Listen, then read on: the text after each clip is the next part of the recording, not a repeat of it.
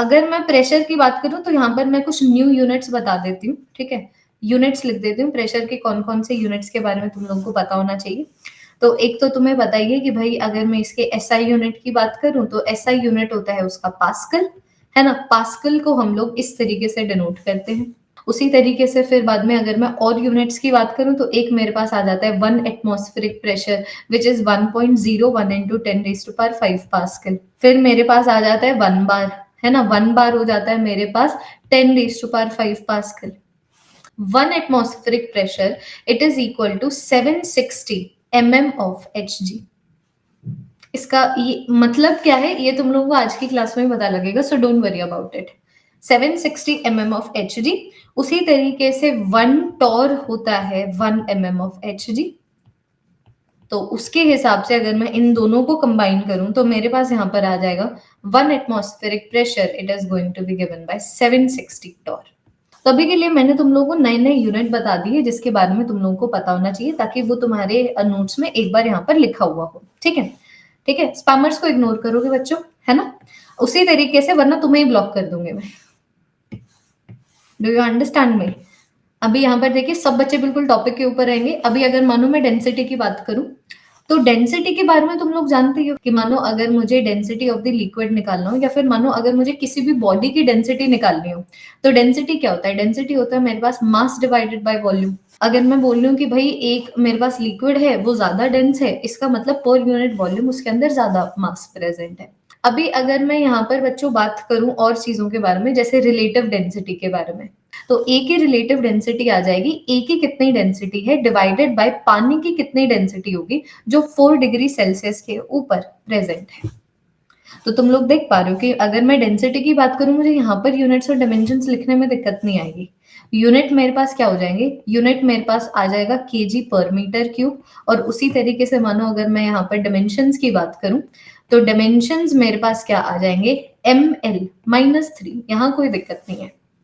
लेकिन मैं तुम्हें बोल रही हूँ अभी अगर मैं रिलेटिव डेंसिटी की बात करूं तो तुम देखो ना, relative density of anything is its density divided by the density of water. ये वाली वैल्यू यूनिटलेस भी होनी चाहिए और ये वाली जो वैल्यू है वो डिमेंशनलेस भी होनी चाहिए जो कि रिलेटिव डेंसिटी होती भी है। तो ये जो हमारा फर्स्ट टॉपिक है प्रेशर और डेंसिटी, इसकी नॉलेज तुम्हें आगे रिक्वायर्ड होगी जब हम पास्कल्स लॉ के बारे में बात करेंगे, आर्किमिडीज के बारे में बात करेंगे, बर्नौली के बारे में बात करेंगे। पूरी की पूरी चैप्टर में प्रेशर और डेंसिटी तुम्हें कहीं नहीं छोड़ के जाने वाले। तो डेंसिटी ऑफ वाटर की बात करूं तो एसआई यूनिट में ये हो जाता है 10⁵ kg पर मीटर क्यूब।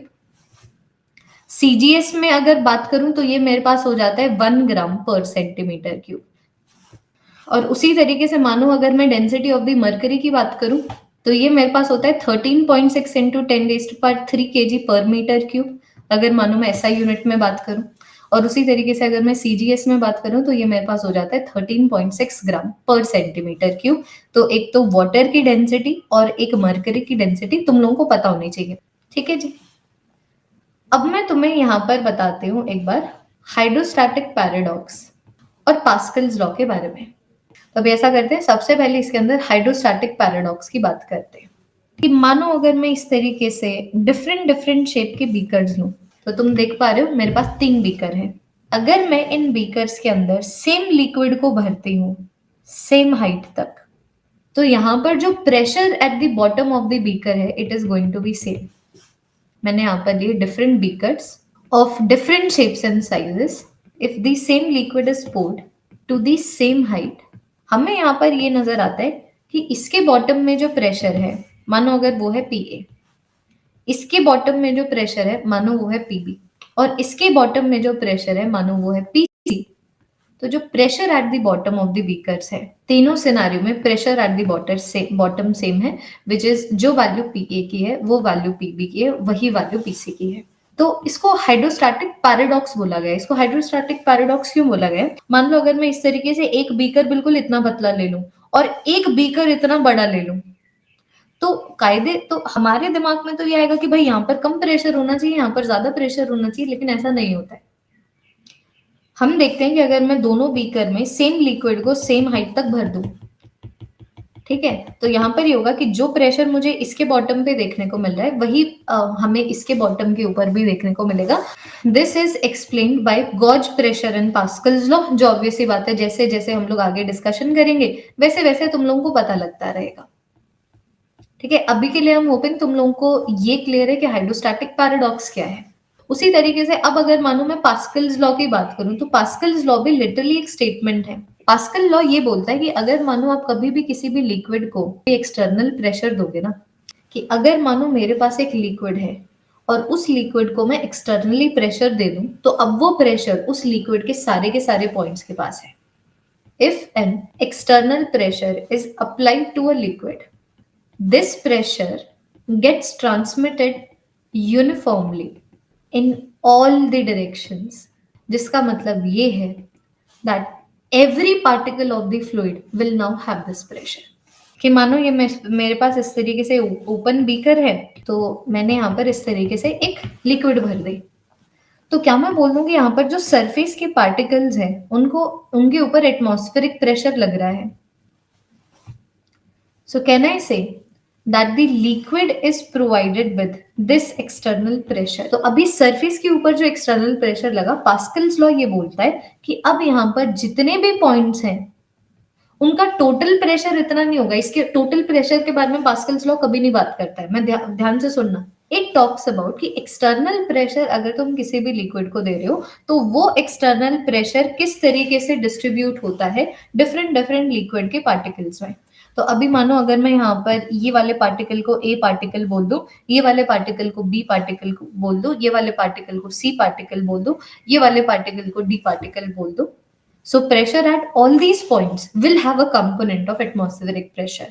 कि मानो अगर ए पॉइंट के ऊपर जो प्रेशर है वो आ जाएगा समथिंग मानो P1 plus atmospheric pressure, B point के ऊपर जो प्रेशर है वो आ जाएगा कुछ P2 plus atmospheric pressure. P1 क्या है, P2 क्या, हमें कोई लेना देना नहीं है, हम पास्कल्स लॉ पढ़ रहे हैं, हम अभी कोशिश भी नहीं कर रहे हैं, ना हमारा इंटेंशन है एक पॉइंट के ऊपर टोटल प्रेशर को डिफाइन करने का।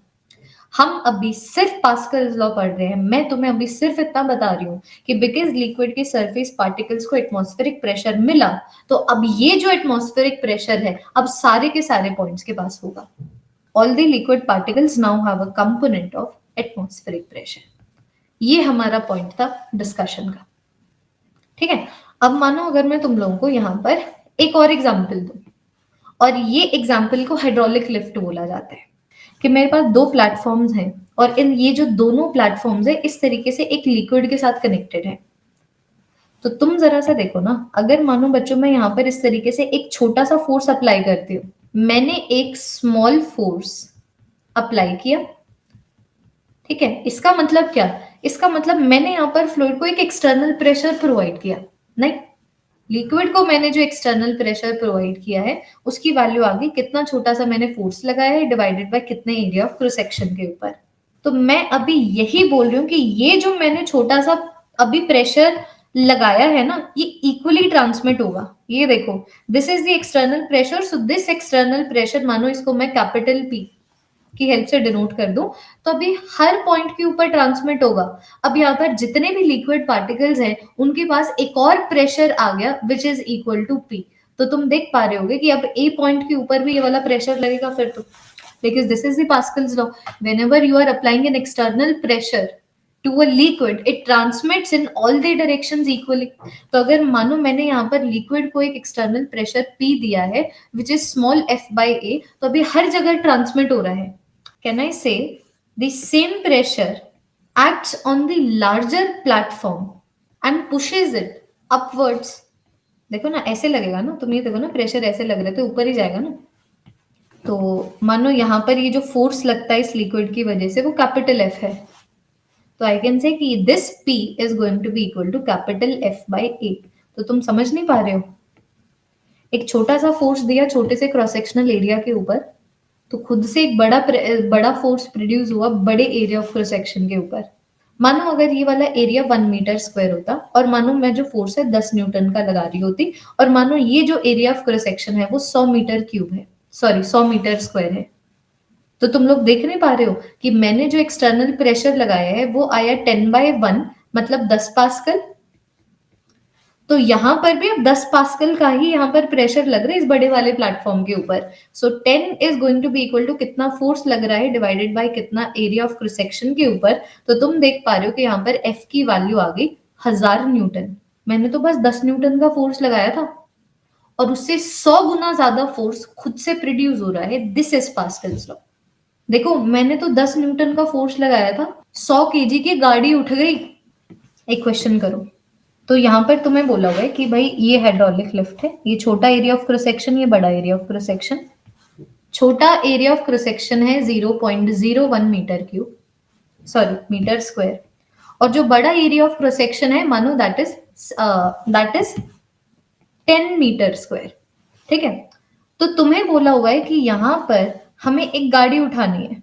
तो मानो यहाँ पर इस तरीके से 200 केजी की गाड़ी है, तो तुम्हें यही पूछा हुआ है कि तुम्हें यहाँ पर कितना एक्सटर्नल फोर्स लगाना पड़ेगा अगर तुम मानो इस गाड़ी को उठाना चाहते हो। तो मैं बोलूंगी कि भाई देखो, अगर मानो मैं 200 केजी की बॉडी को उठाना चाहती हूँ तो यहाँ पर जो फोर्स लगना चाहिए that should be equal to 2000 newton, right. So कहना है कि यहाँ पर जो प्रेशर ट्रांसमिट होके आया है it should be equal to 2000 newton divided by 10 metre square which gives me 200 pascal. तो मैं चाहती हूँ 200 पास्कल का जो प्रेशर है वो इस तरीके से ट्रांसमिट होके आया हो, क्योंकि जो 200 का प्रेशर ट्रांसमिट होके आया है वो इस गाड़ी को उठा देगा। तो पास्कल्स लॉ यही बोलता है ना, देखिए यही मेरा पास्कल्स लॉ है ना, कि पास्कल्स लॉ बोलता है कि जो भी आपने एक्सटर्नल प्रेशर अप्लाई किया है वही प्रेशर ट्रांसमिट होगा सारे के सारे और दूसरे पॉइंट्स के ऊपर। तो क्या मैं बोल दूं मुझे इतना ही प्रेशर यहाँ पर अप्लाई करना पड़ेगा? सो आई विल से कि भाई मैं यहाँ पर जो मुझे प्रेशर अप्लाई करना चाहिए it should be equal to मैंने कितना फोर्स लगाया डिवाइडेड बाय कितने एरिया ऑफ क्रॉस सेक्शन के ऊपर। अब इक्वलाइज कर दो, that small f divided by 0.01 should be equal to 200 pascal. Do you understand? 2 newton का फोर्स लगाना है मुझे। 2 न्यूटन का फोर्स का मतलब कोई भी 100 ग्राम की 200 ग्राम की चीज ले लो, 200 ग्राम के नींबू ले लो, 200 ग्राम के नींबू यहां पर रख दोगे ना 200 केजी की गाड़ी उठ जाएगी।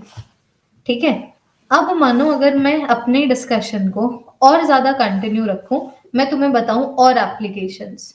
तो एक मेरे पास यहां पर आ जाता है हाइड्रोलिक ब्रेक्स। कहीं पे भी हाइड्रोलिक है ना तो तुम मान के चल लो कि वो जो एप्लीकेशन है वो हमारा पास्कल्स लॉ का है। अब देखो ब्रेक भी कई तरीके के होते हैं, इलेक्ट्रोमैग्नेटिक ब्रेक्स भी होते हैं, कई तरीके के ब्रेक होते हैं। तो वो किस तरीके से काम करते हैं, मैकेनिक्स के बेसिस के ऊपर काम कर रहे हैं या फिर वो कोई मैग्नेटिज्म का कंसेप्ट वहां पर लग रहा है, सो दैट वेरीज डेफिनेटली। लेकिन मैं तुम्हें बोल रही हूँ कि एक हाइड्रोलिक ब्रेक भी होते हैं जहां पर हम लोग फ्लूइड की प्रॉपर्टी की हेल्प से छोटे से एरिया ऑफ क्रॉस सेक्शन के ऊपर छोटा सा फोर्स लगा के चलती हुई गाड़ी रोक देंगे। अब मैं बताती हूँ हाइड्रोलिक ब्रेक कैसे काम करते हैं, बड़ा जेन्युइन है। ठीक है, तो बेसिकली हम लोग क्या करते हैं ना बच्चों, कभी भी हम लोग पेडल को प्रेस करते हैं ना, जैसे जब भी हम लोग ब्रेक लगाते हैं, so there is something that we press inwards, अंदर की तरफ भेजते हैं। तो हम क्या करते हैं, इस तरीके से मैंने पेडल को प्रेस किया, तो अब वो जो पेडल है ना वो इस तरीके से एक छोटे से सिलेंडर से कनेक्टेड होता है जिसका नाम है मास्टर सिलेंडर। अब यहाँ पर जो कुछ भी चीजें बताई है सब इंपॉर्टेंट नहीं है, बस जो मैं ध्यान दे रही हूँ जिसको मैं हाईलाइट करूंगी वो देखो कि मैंने पेडल को प्रेस किया, पेडल कनेक्टेड है एक मास्टर सिलेंडर से। तो यहाँ पर ये जो पिस्टन है मास्टर सिलेंडर में ये भी अंदर गई और अंदर फ्लूइड प्रेजेंट है। यहाँ पर लगाया मैंने एक छोटा सा फोर्स एक छोटे से एरिया ऑफ क्रॉस सेक्शन के ऊपर। इसका मतलब अभी यहाँ पर जो अंदर लिक्विड प्रेजेंट है, क्या मैं बोल दूं मैंने उसको एक एक्सटर्नल प्रेशर दे दिया है और वो आगे कितना छोटा सा मैंने फोर्स लगाया डिवाइडेड बाय कितने एरिया ऑफ क्रॉस सेक्शन के ऊपर। तो पास्कल्स लॉ क्या बोलेगा, पास्कल्स लॉ बोलेगा कि भाई जो भी आपने एक्सटर्नल प्रेशर दिया है ना, अब वो एक्सटर्नल प्रेशर इक्वली ट्रांसमिट होगा इस फ्लूइड के सारे पॉइंट्स के अंदर हर डायरेक्शन में। तो अब हर पॉइंट के पास ये जो एक्सटर्नल प्रेशर है वो प्रेजेंट है। तो अब अगर मानो ये बड़े बड़े एरिया से कनेक्टेड होगा, जैसे कि देखो ये जो एरिया ऑफ क्रॉस सेक्शन है वो कैपिटल ए है, ये जो area of cross section capital A है। तो मैंने छोटा सा फोर्स लगाया छोटे से एरिया ऑफ क्रॉस सेक्शन के ऊपर, लेकिन जिसकी वजह से एक बड़ा सा फोर्स लगा जिसकी वजह से एक बड़ा सा फोर्स लगा बड़े एरिया ऑफ क्रॉस सेक्शन के ऊपर। तो इस तरीके से तुम लोग देख पा रहे हो ना, ऐसे इसके ऊपर फोर्स लगेगा, ऐसे इसके ऊपर फोर्स लगेगा। सो व्हाट हैपेंस इज कि because of the outward force acting on the brake shoe, they are pushed outwards against the rim of the wheel. Wheel का जो जो घूमती है ना चीज, वो जिसकी वजह से wheel experiences resistance and then it finally stops। ये देखिए, अभी देखो बच्चों, अगर मैं गॉज प्रेशर की बात करूँ ना, तो गॉज प्रेशर अभी हमें डेराइव नहीं करना है गॉज प्रेशर को, वो हमारी जो डेरिवेशन है वो वे ऑफ क्वेश्चन सॉल्विंग नहीं है, तो हम नहीं करेंगे। बाकी अगर मैं गॉज प्रेशर की बात करूँ तो gauge pressure basically extra pressure होता है। तुम मुझे खुद बताओ बच्चों, अगर मानो फॉर एग्जाम्पल तुम यहाँ पर हो और अगर मानो इनकेस तुम लोग यहाँ पर हो, तो तुम लोग देखो ना कि यहाँ पर इस सर के ऊपर, इस सर के सरफेस एरिया के ऊपर ये वाली लिक्विड का वेट लग रहा है ना, और इसके सर के सरफेस एरिया के ऊपर ये वाले लिक्विड का वेट लग रहा है। तो फिर तुम्हें समझना पड़ेगा, अगर मैं मानो इन दोनों इंसानों को कंपेयर करूं तो इसके ऊपर ज्यादा प्रेशर लग रहा है, इसके ऊपर ज्यादा प्रेशर लग रहा है because of the liquid column which is present above it. तो ये कंसेप्ट है इसका, दैट इज इट। किसी भी पॉइंट के ऊपर जो प्रेशर प्रेजेंट होता है, किसी भी पॉइंट के ऊपर जो लिक्विड के अंदर है, जो प्रेशर प्रेजेंट होता है because of the liquid column which is present above it, that is known as gauge pressure. अब तुम लोग देखो कि ए पॉइंट के ऊपर जो लिक्विड कॉलम है इतनी हाइट से प्रेजेंट है, और बी पॉइंट के ऊपर जो लिक्विड कॉलम है वो कुछ इस तरीके की हाइट से प्रेजेंट है। Pascal's law only and only talks about the external pressure. उसी तरीके से गॉज प्रेशर एक पॉइंट के ऊपर टोटल प्रेशर नहीं है। गॉज प्रेशर एक पॉइंट के ऊपर वो एक्स्ट्रा प्रेशर है because of the liquid column जो उसके ऊपर प्रेजेंट है। तो गॉज प्रेशर का फॉर्मूला किसी भी पॉइंट के लिए हो जाएगा कि कितना height of the liquid column उस पॉइंट के ऊपर प्रेजेंट है, multiplied by the density of the liquid multiplied by the gravitational acceleration. ये मेरे पास फॉर्मूला है। जो मेरे पास गॉज प्रेशर मतलब एक्स्ट्रा प्रेशर जो ए पॉइंट के ऊपर आएगा वो हो जाएगा ए पॉइंट के ऊपर जो लिक्विड प्रेजेंट है कितने हाइट तक प्रेजेंट है, मल्टीप्लाइड बाय वो वाले लिक्विड की डेंसिटी कितनी है, multiplied by the gravitational acceleration. उसी तरीके से जो बी पॉइंट के ऊपर जो गॉज प्रेशर आएगा वो वाली वैल्यू आ जाएगी बच्चों, जो height of the liquid column जो बी पॉइंट के ऊपर प्रेजेंट है, multiplied by the density of the liquid multiplied by the gravitational acceleration. अब मानो अगर बच्चों मैं यहाँ पर पास्कल्स लॉ को बताऊं, है ना, पास्कल्स लॉ को लेके आऊं, तो पास्कल्स लॉ बोल रहा है कि यार ये जो लिक्विड कॉलम है इसके ऊपर तो यहाँ पर एक्सटर्नल प्रेशर लग रहा है, एटमॉस्फेरिक प्रेशर। तो क्या मैं ये नहीं बोल सकती कि एक पॉइंट के ऊपर जो प्रेशर होगा वो हो जाएगा बाहर से कितना प्रेशर आया है प्लस उसके ऊपर जो लिक्विड है उसकी वजह से कौन सा प्रेशर है, बिकॉज यहाँ पर दो ही रीजन है। तो क्या मैं बोल दूंगी, अब मानो अगर मैं टोटल प्रेशर की बात करने लग जाऊं, गॉज को मैंने येलो में लिखा है, ठीक है, मैंने एक्सटर्नल प्रेशर को बच्चों यहाँ पर ग्रीन में लिखा है। तो अब मैं तुम लोगों को ये बोल रही हूँ, मानो अब की बार अगर मैं टोटल प्रेशर लिखना चाहूं कि भाई बताओ ए पॉइंट के ऊपर टोटल प्रेशर कितना है, तो मैं बोल दूंगी कि ए पॉइंट के ऊपर टोटल प्रेशर हो जाएगा एक्सटर्नली कितना है which is the atmospheric pressure, plus A point के ऊपर कितना एक्स्ट्रा प्रेशर है because of the height of the liquid column जो ए के ऊपर प्रेजेंट है। वैसे ही अभी मानो अगर मैं बी पॉइंट के ऊपर टोटल प्रेशर लिखना चाहूं तो मैं बोल दूंगी बी पॉइंट के ऊपर टोटल प्रेशर हो जाएगा एक्सटर्नली कितना प्रेशर आया है प्लस बी पॉइंट के ऊपर कितना एक्स्ट्रा प्रेशर है because of the height of the liquid column which is present above it. भाई जो टोटल प्रेशर किसी भी पॉइंट के ऊपर होगा वो मेरे पास आ जाएगा external pressure plus the gauge pressure. I am hoping ये वाली इक्वेशन से तुम लोगों को थोड़ा सा और क्लैरिटी आई होगी कि तीनों के बीच में क्या डिफरेंस है और तीनों के बीच में क्या रिलेशनशिप है।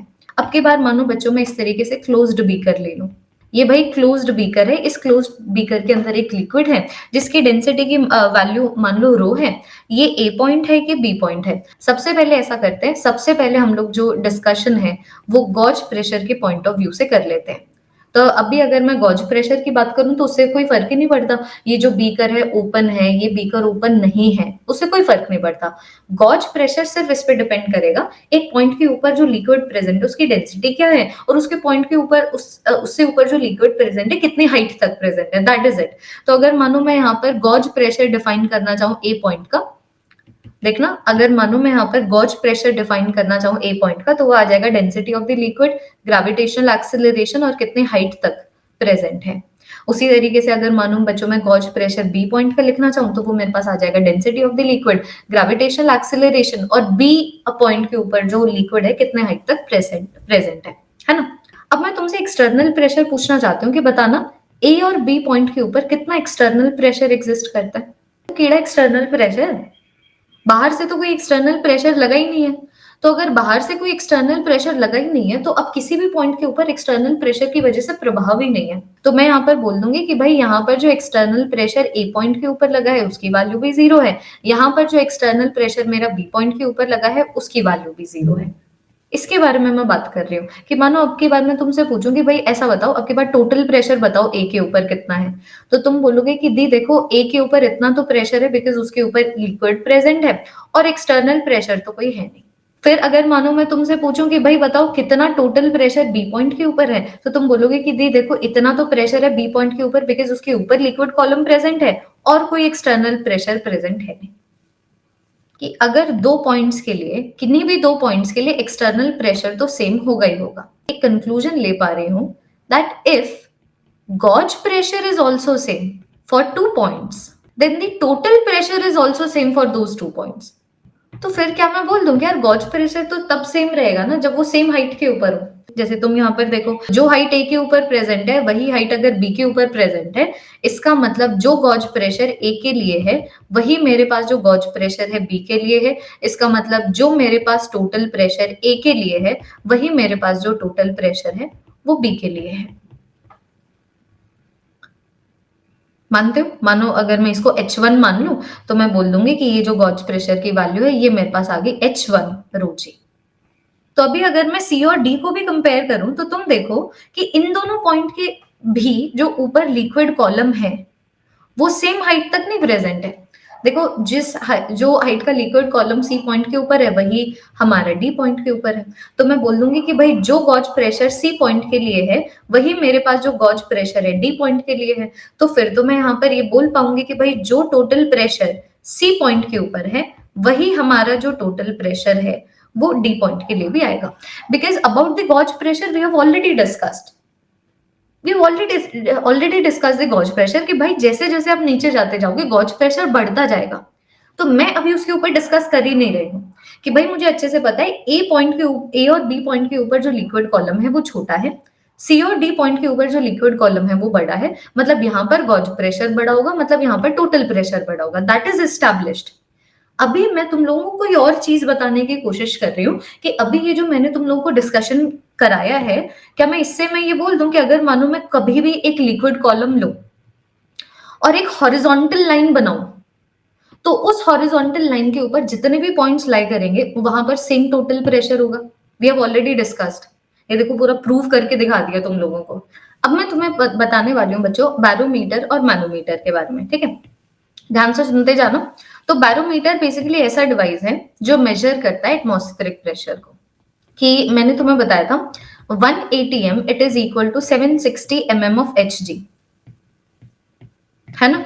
अभी तुम्हें यहाँ पर उसका मतलब समझ आएगा। तो मैंने देखो थोड़ा सा apparatus यहाँ पर क्या लिया, ये तुम लोग जो वेसल के अंदर ब्लू कलर की फ्लूइड देख रहे हो, this is my mercury. Mercury की डेंसिटी है रो Hg, ठीक है? मैंने एक टेस्ट ट्यूब लिया, उस टेस्ट ट्यूब को मैंने इन्वर्ट करके इस मरकरी के अंदर डाल दिया। तो ये जो मरकरी है थोड़ा सा कुछ लेवल से राइज करती है। तो ये क्यों राइज कर रही है सबसे पहले ये बात करेंगे, फिर कितनी राइज करेगी फिर उसके बारे में बाद में बात करेंगे।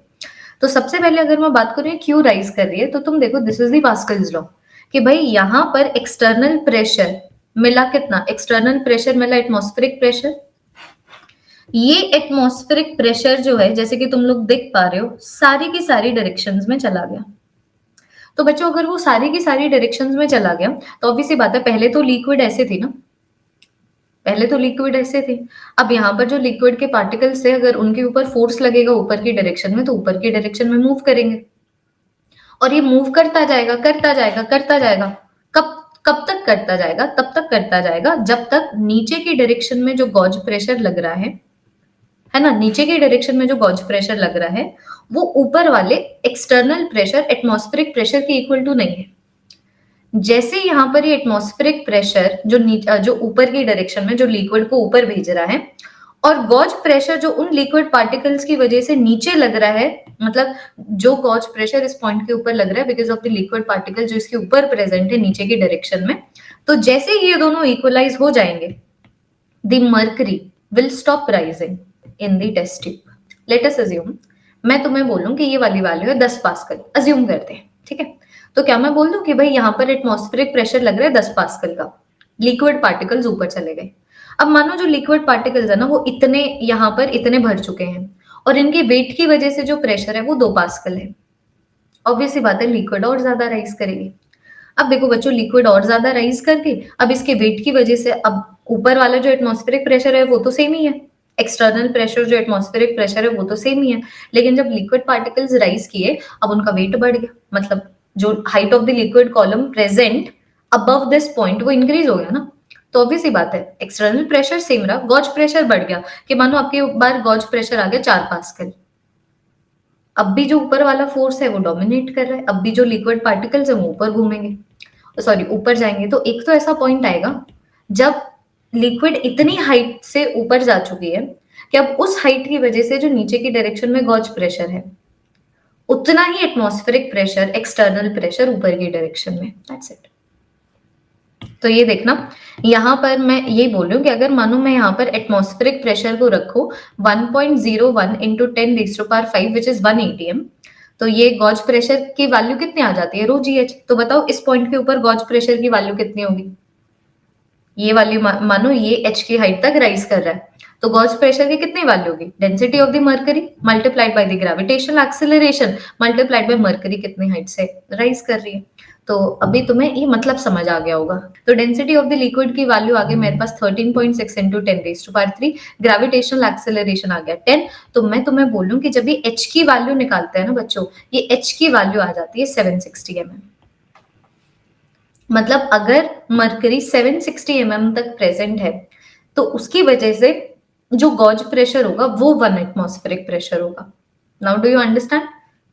हम लोग बैरोमीटर की हेल्प से क्या करते हैं, एटमॉस्फेरिक प्रेशर को मेजर करते हैं, मैनोमीटर की हेल्प से हम लोग फिर बाद में मेजर करते हैं प्रेशर ऑफ द गैस, की मानो अगर किसी भी एनक्लोज स्पेस में गैस प्रेजेंट है, कोई चेंबर है जिसके अंदर गैस प्रेजेंट है, अगर मानो मुझे उसका प्रेशर निकालना है तो मैं मैनोमीटर का इस्तेमाल करूंगी। ठीक है, तो देखो मैनोमीटर किस तरीके का दिखता है, तो मैनोमीटर कुछ इस तरीके का दिखता है कि ये है वो चेंबर जिसके अंदर, देखो ये है वो चेंबर जिसके अंदर गैस प्रेजेंट है, जिसको मैंने पिंक में बनाया। तो मैं यहाँ पर डेंसिटी ऑफ द गैस को मानो रोजी ले रही हूँ। अब ये जो चेंबर है ना, इससे मैं अटैच कर दूंगी एक यू शेप्ड ट्यूब जिसके अंदर मरकरी है।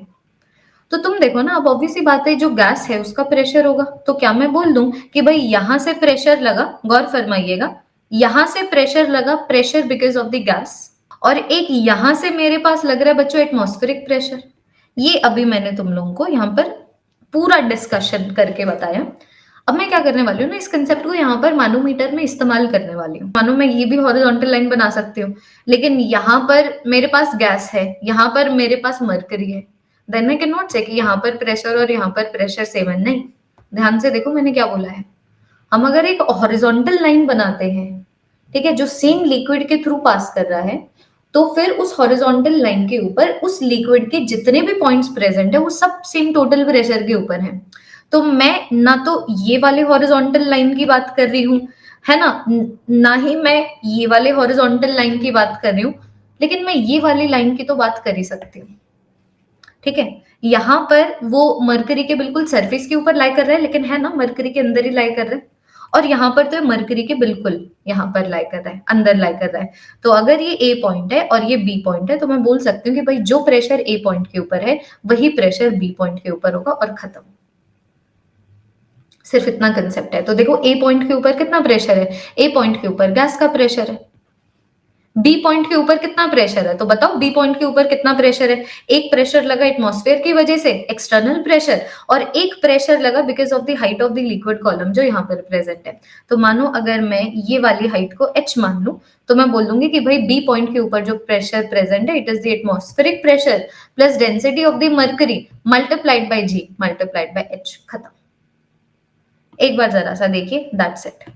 तो अगर मुझे एटमॉस्फेरिक प्रेशर पता हो, डेंसिटी ऑफ द मरकरी तो मुझे पता ही है, तो अगर मैं सिर्फ ये देख लूं कि यहाँ पर जो मरकरी के हाइट में, मरकरी के टॉप मोस्ट पॉइंट में जो डिफरेंस है हाइट का, जैसे कि यहाँ पर टॉप मोस्ट पॉइंट यहाँ पर है, यहाँ पर टॉप मोस्ट पॉइंट यहाँ पर है, तो अगर मुझे सिर्फ इन दोनों के बीच में डिफरेंस ही पता लग जाए ना, जो कि मैं आराम से मेजर कर सकती हूँ, so I can calculate the pressure of the gas. तो ये तुम याद थोड़ी रखोगे, don't memorise this dude, you don't have to memorize this, that's it.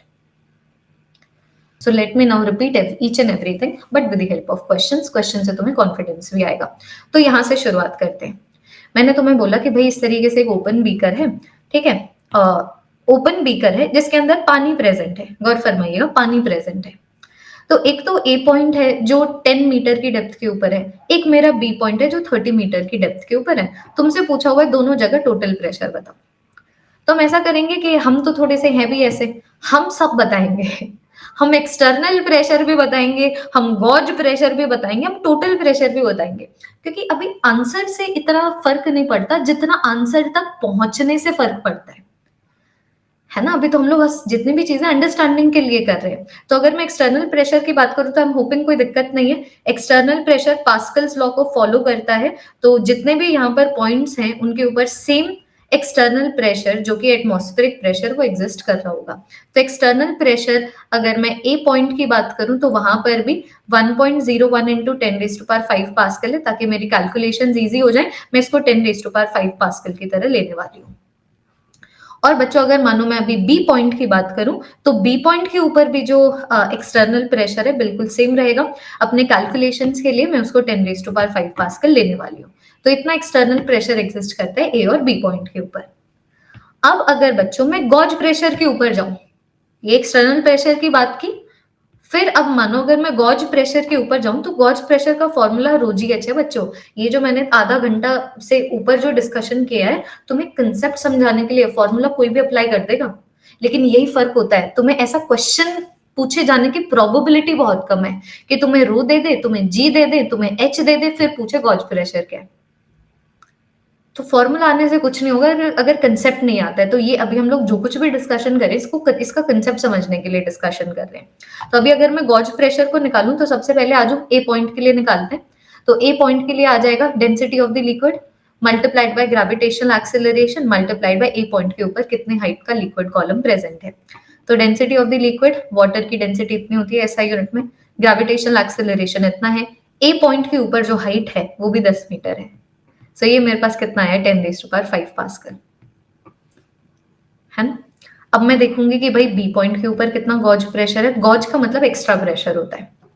तो बी पॉइंट के ऊपर गॉज प्रेशर आ जाएगा डेंसिटी ऑफ द लिक्विड जो कि पानी है multiplied by the gravitational acceleration multiplied by B point के ऊपर कितनी हाइट तक लिक्विड या फिर यहाँ पर जो पानी है प्रेजेंट है। तो डेंसिटी ऑफ द पानी आ गया जी इतना, ग्रेविटेशनल एक्सेलरेशन आ गया इतना, और हाइट ऑफ द कॉलम आ गया इतना। सो ये मेरे पास कितना आया 3 इंटू 10⁵ पास्कल। तो अभी अगर मैं उसके ऊपर जाऊं जो लिटरली मुझसे यहाँ पर पूछा हुआ है कि भाई ए पॉइंट के ऊपर प्रेशर और बी पॉइंट के ऊपर प्रेशर बताओ, कि भाई यहाँ पर टोटल प्रेशर बताओ, बता देंगे भाई। आज ए पॉइंट के ऊपर टोटल प्रेशर बता देते हैं। तो इतना तो प्रेशर है हमारे एक्सटर्नली और इतना प्रेशर है गॉज प्रेशर। तो ये मेरे पास आया 2 into 10⁵, which is approximately equal to 2 atmospheric pressure। ये किसके approximately equal होगा? This is going to be equal to 2 atm। और उसी तरीके से अगर मुझसे टोटल प्रेशर बी पॉइंट के ऊपर पूछा जाए तो मैं बोल दूंगी एक तो बी पॉइंट के ऊपर प्रेशर है एक्सटर्नली और एक मेरा बी पॉइंट के ऊपर प्रेशर है because of the gauge pressure. तो ये मेरे पास आ जाएगा 4 into 10⁵, which can be written as equal to 4 atm। यही बात हो रही है शुरू से। तो तुम्हें ये वाले क्वेश्चन में दूं तो तुम्हें बोला हुआ है कि भाई इस तरीके से एक लेक है, जो प्रेशर उसकी सरफेस के ऊपर है उस प्रेशर की वैल्यू है P1, जो प्रेशर उसके बॉटम में है उस प्रेशर की वैल्यू है P2। तो अगर इस लेक की जो डेप्थ है अगर उसकी वैल्यू D है तो D की वैल्यू निकालो। अगर मैं तुम्हें ये रिलेशनशिप दे दूं that if the pressure at the bottom is 5/3 times the pressure at the surface, तो बताओ what is going to be the depth of the water. तो मैं बोल रही हूँ घबराना मत, तुम फोकस करो P1 को निकालने के ऊपर और P2 को निकालने के ऊपर। तो आओ सबसे पहले P1 निकालते हैं। तो P1 के ऊपर एक्सटर्नल प्रेशर तो आ गया एटमॉस्फेरिक प्रेशर, मानो मैं उसको P0 ले रही हूँ। तो P0 की हेल्प से मैं यहाँ पर एटमॉस्फेरिक प्रेशर को डिनोट कर रही हूँ, जिसको मैं 10⁵ मानने वाली हूँ। अभी के लिए मैं उसको P नॉट रख रही हूँ, ठीक है। तो एक तो आ गया एटमॉस्फेरिक प्रेशर, और गॉज प्रेशर है ही नहीं यहाँ पे। केड़ा गॉज प्रेशर, इसके ऊपर लिक्विड कॉलम ही नहीं है। सरफेस का मतलब इसके ऊपर कुछ नहीं है ना, तो सरफेस के ऊपर तो गॉज प्रेशर फिर हो ही नहीं सकता। तो यहाँ पर गॉज प्रेशर आ गया 0। तो तुम देख पा रहे हो P1 के ऊपर सिर्फ एटमॉस्फेरिक प्रेशर है। तो अब मैं सेकंड पॉइंट के ऊपर प्रेशर निकालूंगी। तो सेकंड पॉइंट के ऊपर प्रेशर अभी अगर मैं निकालने चलूं, तो सेकंड पॉइंट के ऊपर एक तो प्रेशर आ जाएगा external pressure which is the atmospheric pressure, और एक आ जाएगा गॉज प्रेशर। तो देखो जो पानी है इस तरीके से डी की हाइट तक ऊपर प्रेजेंट है इस पॉइंट के, तो गॉज प्रेशर आ जाएगा यहाँ पर density of the water multiplied by g multiplied by d. तो अब तुम फिर बाद में, जैसे अभी इन्होंने बोला था कि भाई इनके बीच में ये रिलेशनशिप है, तो मैं रिलेशनशिप बाद में निकालूंगी। मैंने पहले एग्जैक्ट वैल्यूज निकाली कि भाई ये होता है। अब मैं इनका रिलेशनशिप लगाऊंगी, तो ये बोल रहे हैं P2 is equal to 5/3 times of P1। रख दो। तो अभी अगर मैं रखने लगूं तो मेरे पास आ जाएगा P not plus density of the water multiplied by g multiplied by d is 5/3 times of P not. नहीं होगा अब ये सॉल्व, कैसे नहीं सॉल्व होगा? देखो ये मेरे पास आ गया density of the water multiplied by g multiplied by d, ये मेरे पास आ गया 5/3 P not minus P not. तो ये मेरे पास कितना आया 2/3 P नॉट। खत्म। ये देखो डेंसिटी ऑफ द वाटर आया 10⁵, ग्रेविटेशनल एक्सेलरेशन आया 10, डी की वैल्यू मुझे निकालनी है ना। और उसी तरीके से P not is the atmospheric pressure, जिसको मैं 10⁵ लेने वाली हूँ। अब यहाँ से डी कैलकुलेट कर सकते हो, यहाँ से डी कैलकुलेबल है, ये आ गया। अब एक और क्वेश्चन देखना, रिपीटेशन की रिपीटेशन, और ये आपका प्रीवियस ईयर क्वेश्चन है। This is one of your previous year question. कि मानो अभी तुम्हें यहाँ पर ये बोला जाए कि दोबारा से मेरे पास इस तरीके से मरकरी थी, ये देखना क्वेश्चन सुन लो। मेरे पास एक यू शेप्ड ट्यूब है, इसमें मैंने मरकरी भरी हुई थी।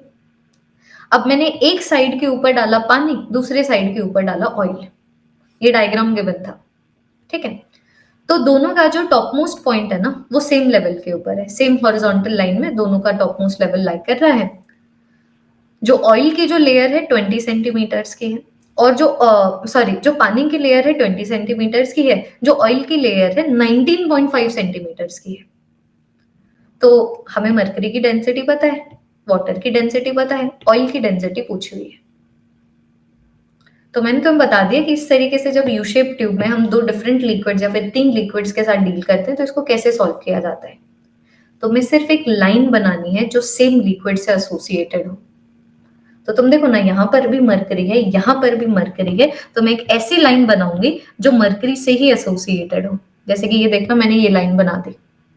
एक मेरे पास आ गया ये वाला पॉइंट, इसको मैंने ए पॉइंट बोल दिया। एक मैंने बोल दिया ये वाला पॉइंट, ये बी पॉइंट हो गया। So pressure at A point it is equal to pressure at B point, है ना। एटमॉस्फेरिक प्रेशर को हम लोग पी नॉट की हेल्प से डिनोट कर रहे हैं। देखो दोनों जगह लग रहा है एटमॉस्फेरिक प्रेशर तो, but one step at a time.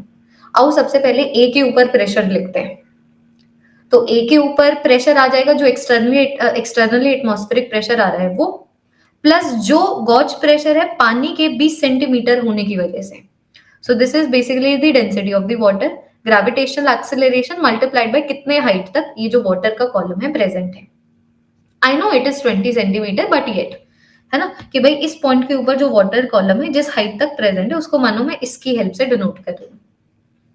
और अब मानो अगर मैं बी पॉइंट के ऊपर प्रेशर को डिफाइन करूं तो भाई pressure gauge pressure plus external pressure होता है। तो तुम देखो ना, ये वाले पॉइंट के ऊपर जो प्रेशर है, एक तो एटमॉस्फेरिक प्रेशर की वजह से हो गया, एक जो यहाँ पर 19.5 सेंटीमीटर का ऑयल प्रेजेंट है इसकी वजह से गॉज प्रेशर आ गया, और यहाँ पर जो 0.5 सेंटीमीटर का मरकरी प्रेजेंट है उसकी वजह से भी तो है। ये भूल गए? ये भी तो देखो ना कि भाई यहाँ पर जो ऑयल है ना, जो ऑयल है वो 19.5 सेंटीमीटर प्रेजेंट है इसके ऊपर, लेकिन यहाँ पर मरकरी भी तो प्रेजेंट है 0.5 सेंटीमीटर की, तो इसके गॉज प्रेशर को मिस मत कर देना। तो मेरे पास आ जाएगा बी पॉइंट के ऊपर जो प्रेशर है it is the atmospheric pressure, plus कितना गॉज प्रेशर ऑयल की वजह से विच is the height of the oil column, density of the oil column multiplied by the gravitational acceleration, plus कितना गॉज प्रेशर मरकरी की वजह से विच is the height of the mercury column multiplied by the density of the mercury multiplied by the gravitational acceleration. करूँ solve, of physics खत्म है। अब यहाँ पर तुम्हें सिर्फ मैथमेटिक्स है, पी नॉट कट गया। फिर मेरे पास जो G है वो भी कट गया, तो मेरे पास आ जाता है density of the water multiplied by the height of the water column, it is the density of the oil multiplied by the height of the oil column plus the density of the mercury multiplied by the height of the mercury column. You want to memorize this equation, okay? There is only one approach और उस approach के ऊपर छठा question कर रहे हैं हम। Barometer manometer ये थ्योरी थोड़ी है, कंसेप्ट ही तो लगाया है, थ्योरी नहीं की हम लोगों ने। ये देखिए, and now I am hopping कि अब तुम लोगों को ये चीज समझ आ चुकी है। अब तुम्हें सिर्फ सब्स्टिट्यूट करना है। देखो अब यहाँ पर हाइट SI यूनिट में गिवन है ना, तो डेंसिटी भी SI यूनिट में डाल दो। हाइट हाइट जो है CGS में गिवन है ना, तो डेंसिटी भी CGS में डाल दो कि पानी की डेंसिटी CGS में होती है 1। हाइट यहाँ पर जो पानी की प्रेजेंट है वो है 20। डेंसिटी ऑफ द ऑयल मुझे निकालना है, ऑयल की जो हाइट है 19.5 प्रेजेंट है। मर्करी की डेंसिटी CGS में होती है 13.6 और ये जिस हाइट तक प्रेजेंट है इट इज 0.5। हो गया ना, अब ये सॉल्व कीजिए।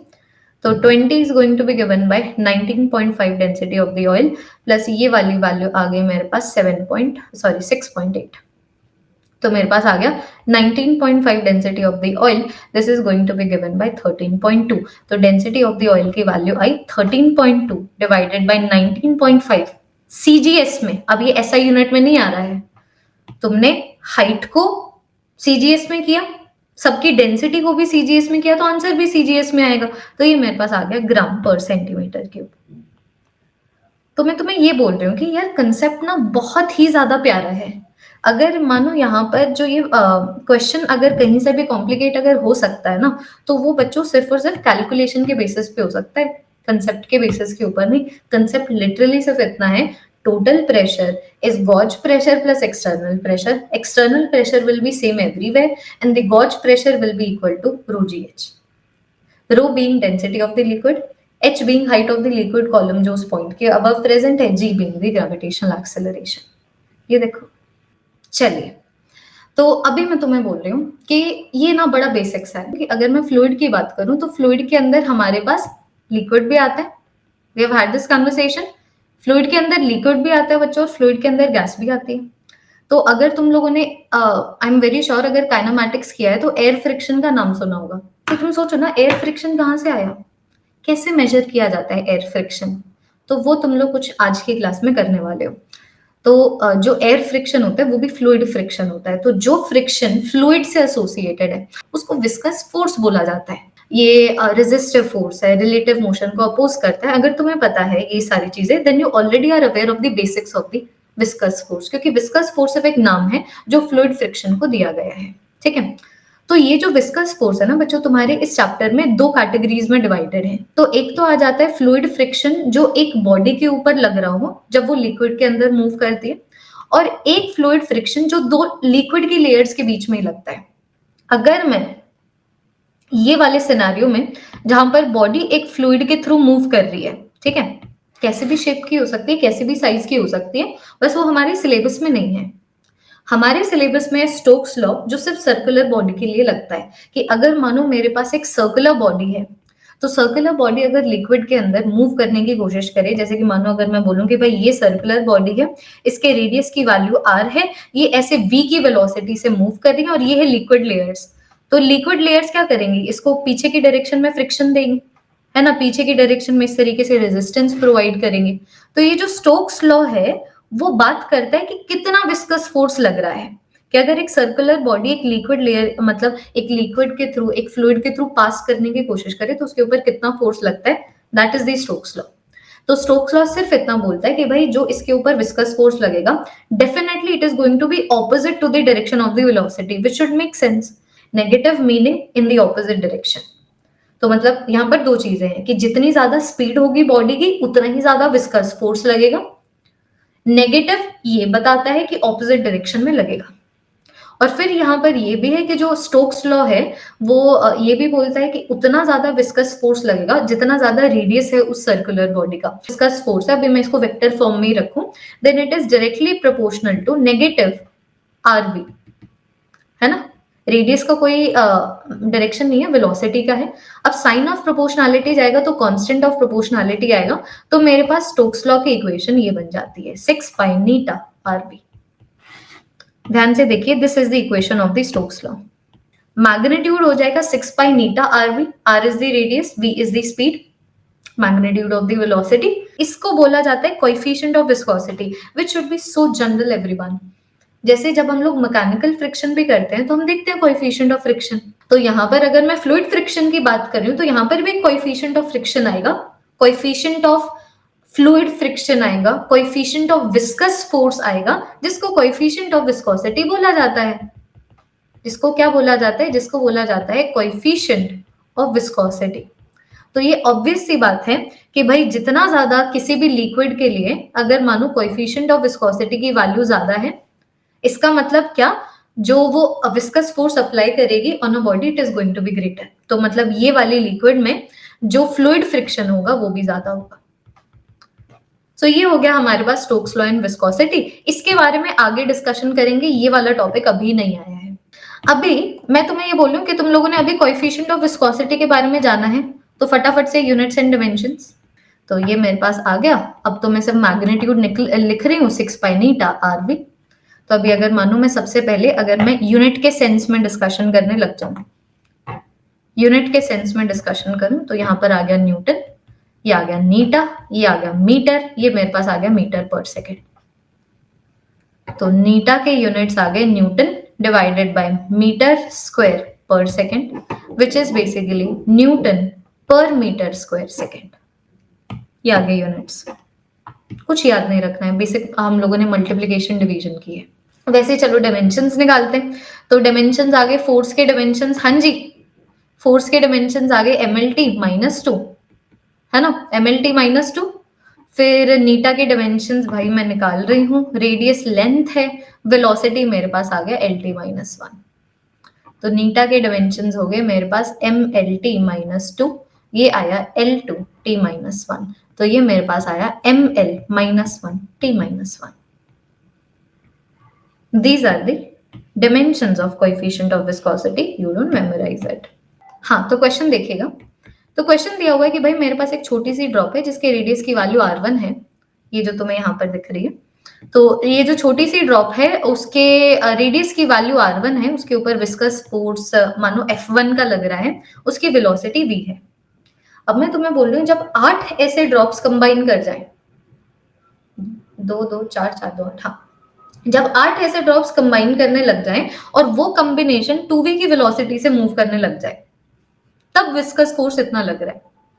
तो बताओ दोनों विस्कस फोर्स का रेशियो कितना होगा? क्वेश्चन तो समझ आ गया ना, भले तुम्हें ये बिल्कुल ऊपर से गया हो कि कैसे सॉल्व करेंगे। मेरे पास एक ड्रॉप था r1 के रेडियस का, v की वेलोसिटी से जा रहा था। अब ऐसे 8 ड्रॉप्स कंबाइन करके एक बड़ा ड्रॉप बना रहे हैं और वो 2v की वेलोसिटी से जा रहा है। तो अगर पहले वाले के ऊपर विस्कस फोर्स इतना लग रहा था, दूसरे वाले के ऊपर इतना लग रहा है, तो रेशियो निकालो। तो मैं तुम्हें बोल रही हूँ कि भाई देखो, अगर मैं विस्कस फोर्स को डिफाइन करने की कोशिश करूं तो वो मेरे पास होता है 6 पाई नीटा आरवी। अब दोनों सिनारियों में लिक्विड तो सेम है, तो जो पहले नीटा की वैल्यू है वही नीटा बाद में वैल्यू है, जो 6 की वैल्यू यहाँ पर है वही 6 की वैल्यू यहाँ पर है, जो पाई की वैल्यू यहाँ पर है वही पाई की वैल्यू यहाँ पर है। तो क्या मैं बोल दूं that this is going to be given by r1 by r2 multiplied by v1 by v2। ये लो, ये है तुम्हें कैसे क्वेश्चन सॉल्व करना है। अब तुम्हें लिटरली यहाँ पर एक एक करके वैल्यू सब्स्टिट्यूट करनी है, तो तुम देख पा रहे होगे वेलोसिटी वाले सिनारियो में तो दिक्कत है नहीं कि ये वाली जो वेलोसिटी है उसकी वैल्यू आ गई v, ये वाली जो वेलोसिटी है उसकी वैल्यू आ गई 2v, यहाँ पर मुझे कोई दिक्कत नहीं है। बात ये है मेरे पास रेडियस का रेशियो नहीं है, तो अगर तुम्हें रेडियस के बीच में रिलेशनशिप निकालना है तो तुम वॉल्यूम के देखो ना। क्या मैं नहीं बोल सकती 8 टाइम्स ऑफ छोटी वाली volume it is equal to बड़ी वाली वॉल्यूम? अगर रेडियस के बीच में मुझे रिलेशनशिप निकालना है तो मैं वॉल्यूम के बीच में रिलेशनशिप निकाल के कर सकती हूँ कि भाई 8 ऐसी छोटी छोटी ड्रॉप्स आ रही हैं तब एक बड़ी ड्रॉप बन रही है, तो मास का कंजर्वेशन है ना, वॉल्यूम का कंजर्वेशन है, डेंसिटी थोड़ी चेंज हो रही है इसकी वजह से। तो मास सेम है, डेंसिटी सेम है, तो वॉल्यूम भी सेम होनी चाहिए। इसका मतलब 8 times the volume of the smaller drop it is equal to volume of the bigger drop. खत्म। तो ये मेरे पास क्या आया, ये मेरे पास आ गया 8 times of 4/3 pi r1 cube it is equal to 4/3 pi r2 cube. तो ये मेरे पास आ गया 8r1 cube it is equal to r2 cube. तो तुम देखो r1 बाय r2 के क्यूब का रेशियो आया मेरे पास 1/8। अब अगर दोनों जगह मैं क्यूब रूट कर दूं तो r1 बाय r2 का रेशियो आया 1/2 और ये हमारा क्वेश्चन क्या हो गया, सॉल्व। तो अभी मैं यहाँ पर निकाल सकती हूँ, this is going to be 1/2 multiplied by 1/2। Answer 1/2 नहीं है गधो, पूरा देख लो, आंसर 1/4 है। एक तो ये 1/2 है, एक ये 1/2 है। 1/2 मल्टीप्लाइड बाय 1/2 गिव्स अस 1/4। अब देखो आर्किमिडीज का ना बच्चों हमें सिर्फ बेसिक करना है। जैसे मैं आर्किमिडीज को पहले बिल्कुल बहुत ज्यादा बिल्कुल प्रेशराइज करके समझाती थी बिकॉज तब तुम्हारे सिलेबस में सब कुछ था। अब आर्किमिडीज तुम्हारी सिलेबस में ही नहीं है, लेकिन फिर भी हम लोग ये रिलेटेड टॉपिक करने वाले हैं। इसके सिर्फ बेसिक्स करेंगे और उन बेसिक के ऊपर मैं तुम्हें 2 क्वेश्चन करा दूंगी। तुम लोगों ने तुम्हारे बाथरूम में भी एक्सपेरिमेंट किया होगा कि अगर मान लो तुम डब्बा लो तो डब्बे का कुछ वेट है, लेकिन जब तुम डब्बे को इस तरीके से बाल्टी के अंदर जो पानी है उसके अंदर ऐसे अंदर की डायरेक्शन में अगर तुम लोग पुश करो तो तुम्हें लगता है कि पानी बोल रहा है कि नहीं डब्बा तो बाहर ही रहे, बाहर ही रहे। Do you understand? That force is the buoyant force. तो बॉयंट फोर्स वो फोर्स है जो एक बॉडी के ऊपर लगता है, क्योंकि वो जो बॉडी है लिक्विड के अंदर प्रेजेंट है और बिकॉज उसने लिक्विड को क्या किया है, रिप्लेस किया है। बॉयंट फोर्स सिर्फ तभी लगेगा अगर बॉडी जो है लिक्विड को रिप्लेस कर रही है। तो मानो अभी अगर मैं एक बॉडी को ऐसे ले लूं, ठीक है, तो देखो इस बॉडी ने लिक्विड को रिप्लेस किया।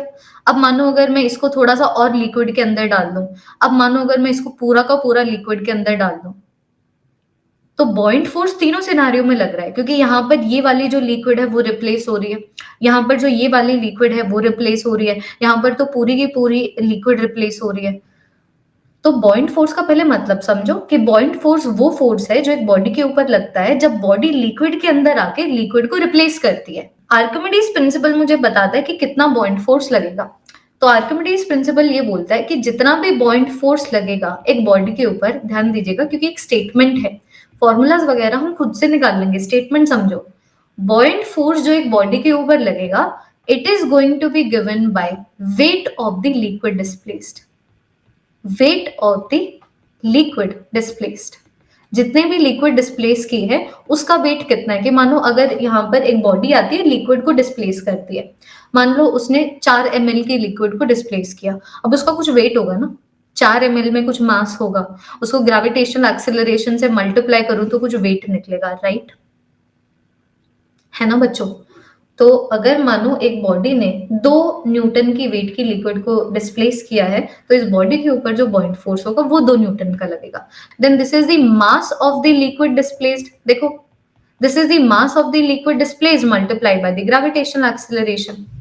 Now mass of the liquid displaced can be written as equal to the density of the liquid multiplied by the volume of the liquid displaced। तो क्या मैं बोल दूं उतनी ही वॉल्यूम की लिक्विड डिस्प्लेस हुई होगी ना जितना बॉडी का वॉल्यूम इमर्स हुआ होगा। मैं तुम्हें बोलूं कि भाई यहाँ पर ना 3 मीटर क्यूब का जो वॉल्यूम है बॉडी का लिक्विड के अंदर है, मतलब 3 मीटर क्यूब की वॉल्यूम की लिक्विड डिस्प्लेस हुई है। So what I am saying is the concept that I am introducing is कि जो वॉल्यूम लिक्विड का डिस्प्लेस हुआ है इट इज इक्वल टू कितना वॉल्यूम बॉडी का इमर्स हुआ है लिक्विड में। तो अभी मैं इसको लिख सकती हूँ density of the liquid multiplied by the immersed volume of the body multiplied by the gravitational acceleration. This is the formula. कि अगर मानो मैं यहाँ पर बॉडी के पर्सपेक्टिव से सोचूं तो इस बॉडी के ऊपर 2 फोर्स लग रहे हैं। एक तो इस बॉडी के ऊपर नीचे की डायरेक्शन में लग रहा है which is the weight of the body which is basically mass of the body multiplied by the gravitational acceleration, और एक इसके ऊपर बॉयंट फोर्स लग रहा है which is equal to the weight of the liquid displaced. तो ये मेरे पास आ जाएगा mass of the liquid displaced multiplied by the gravitational acceleration. मानते हो कि भाई ये 2 ही फोर्सेस हैं जो इस बॉडी के ऊपर लगेंगे जब ये एक लिक्विड के अंदर प्रेजेंट है। This is very easy, the more I discuss the better clarity all of you will have.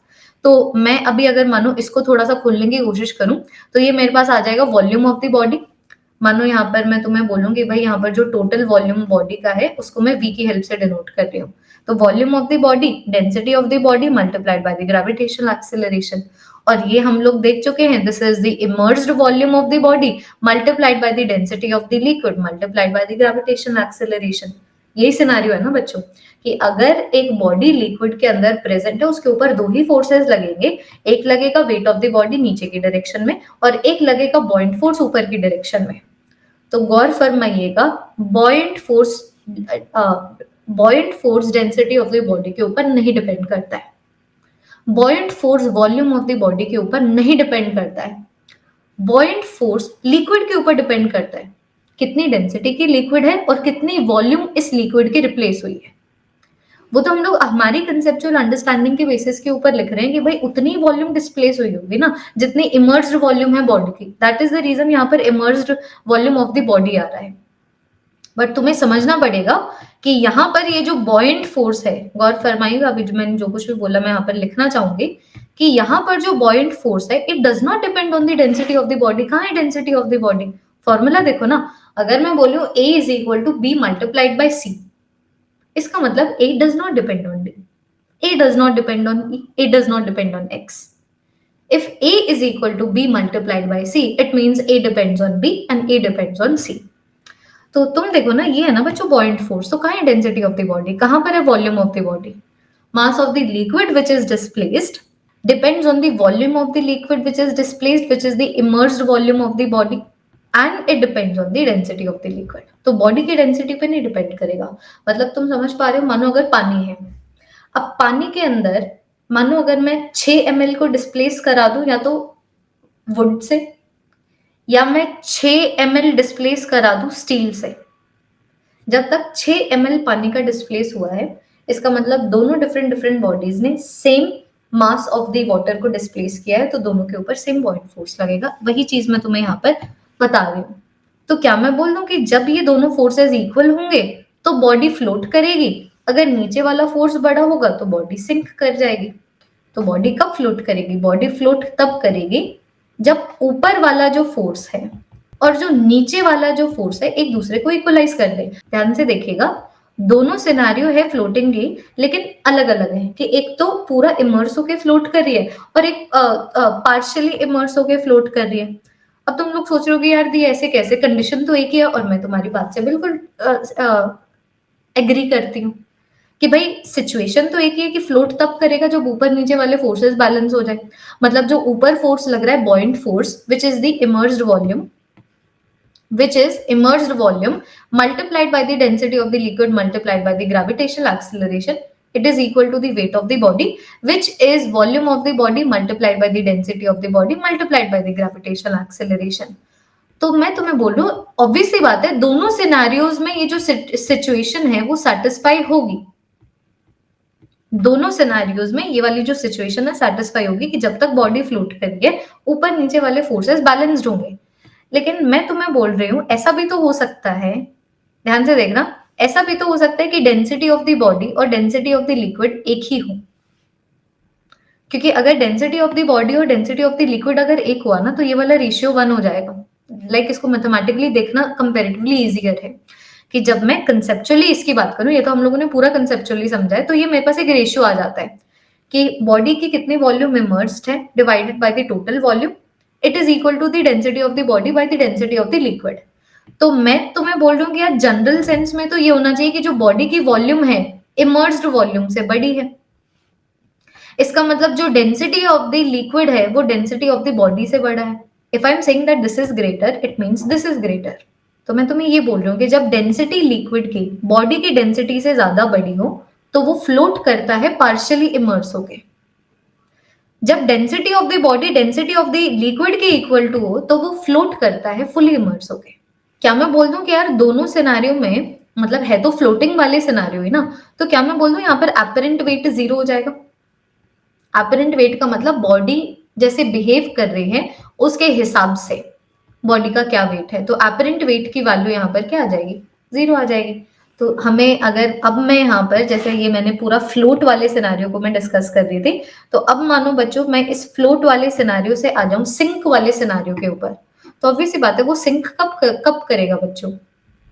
हाँ जी, वो सिंक कब करेगा? वो सिंक तब करेगा जब नीचे वाला फोर्स बड़ा हो। तो नीचे वाला फोर्स कितना है देखना, नीचे वाला फोर्स आ जाएगा मेरे पास volume of the body multiplied by the density of the body multiplied by the gravitational acceleration, है ना। और जो ऊपर वाला फोर्स है जी वो मेरे पास आ गया बॉयंट फोर्स, वो छोटा है। बॉयंट फोर्स की वैल्यू मेरे पास यहाँ पर कितनी है?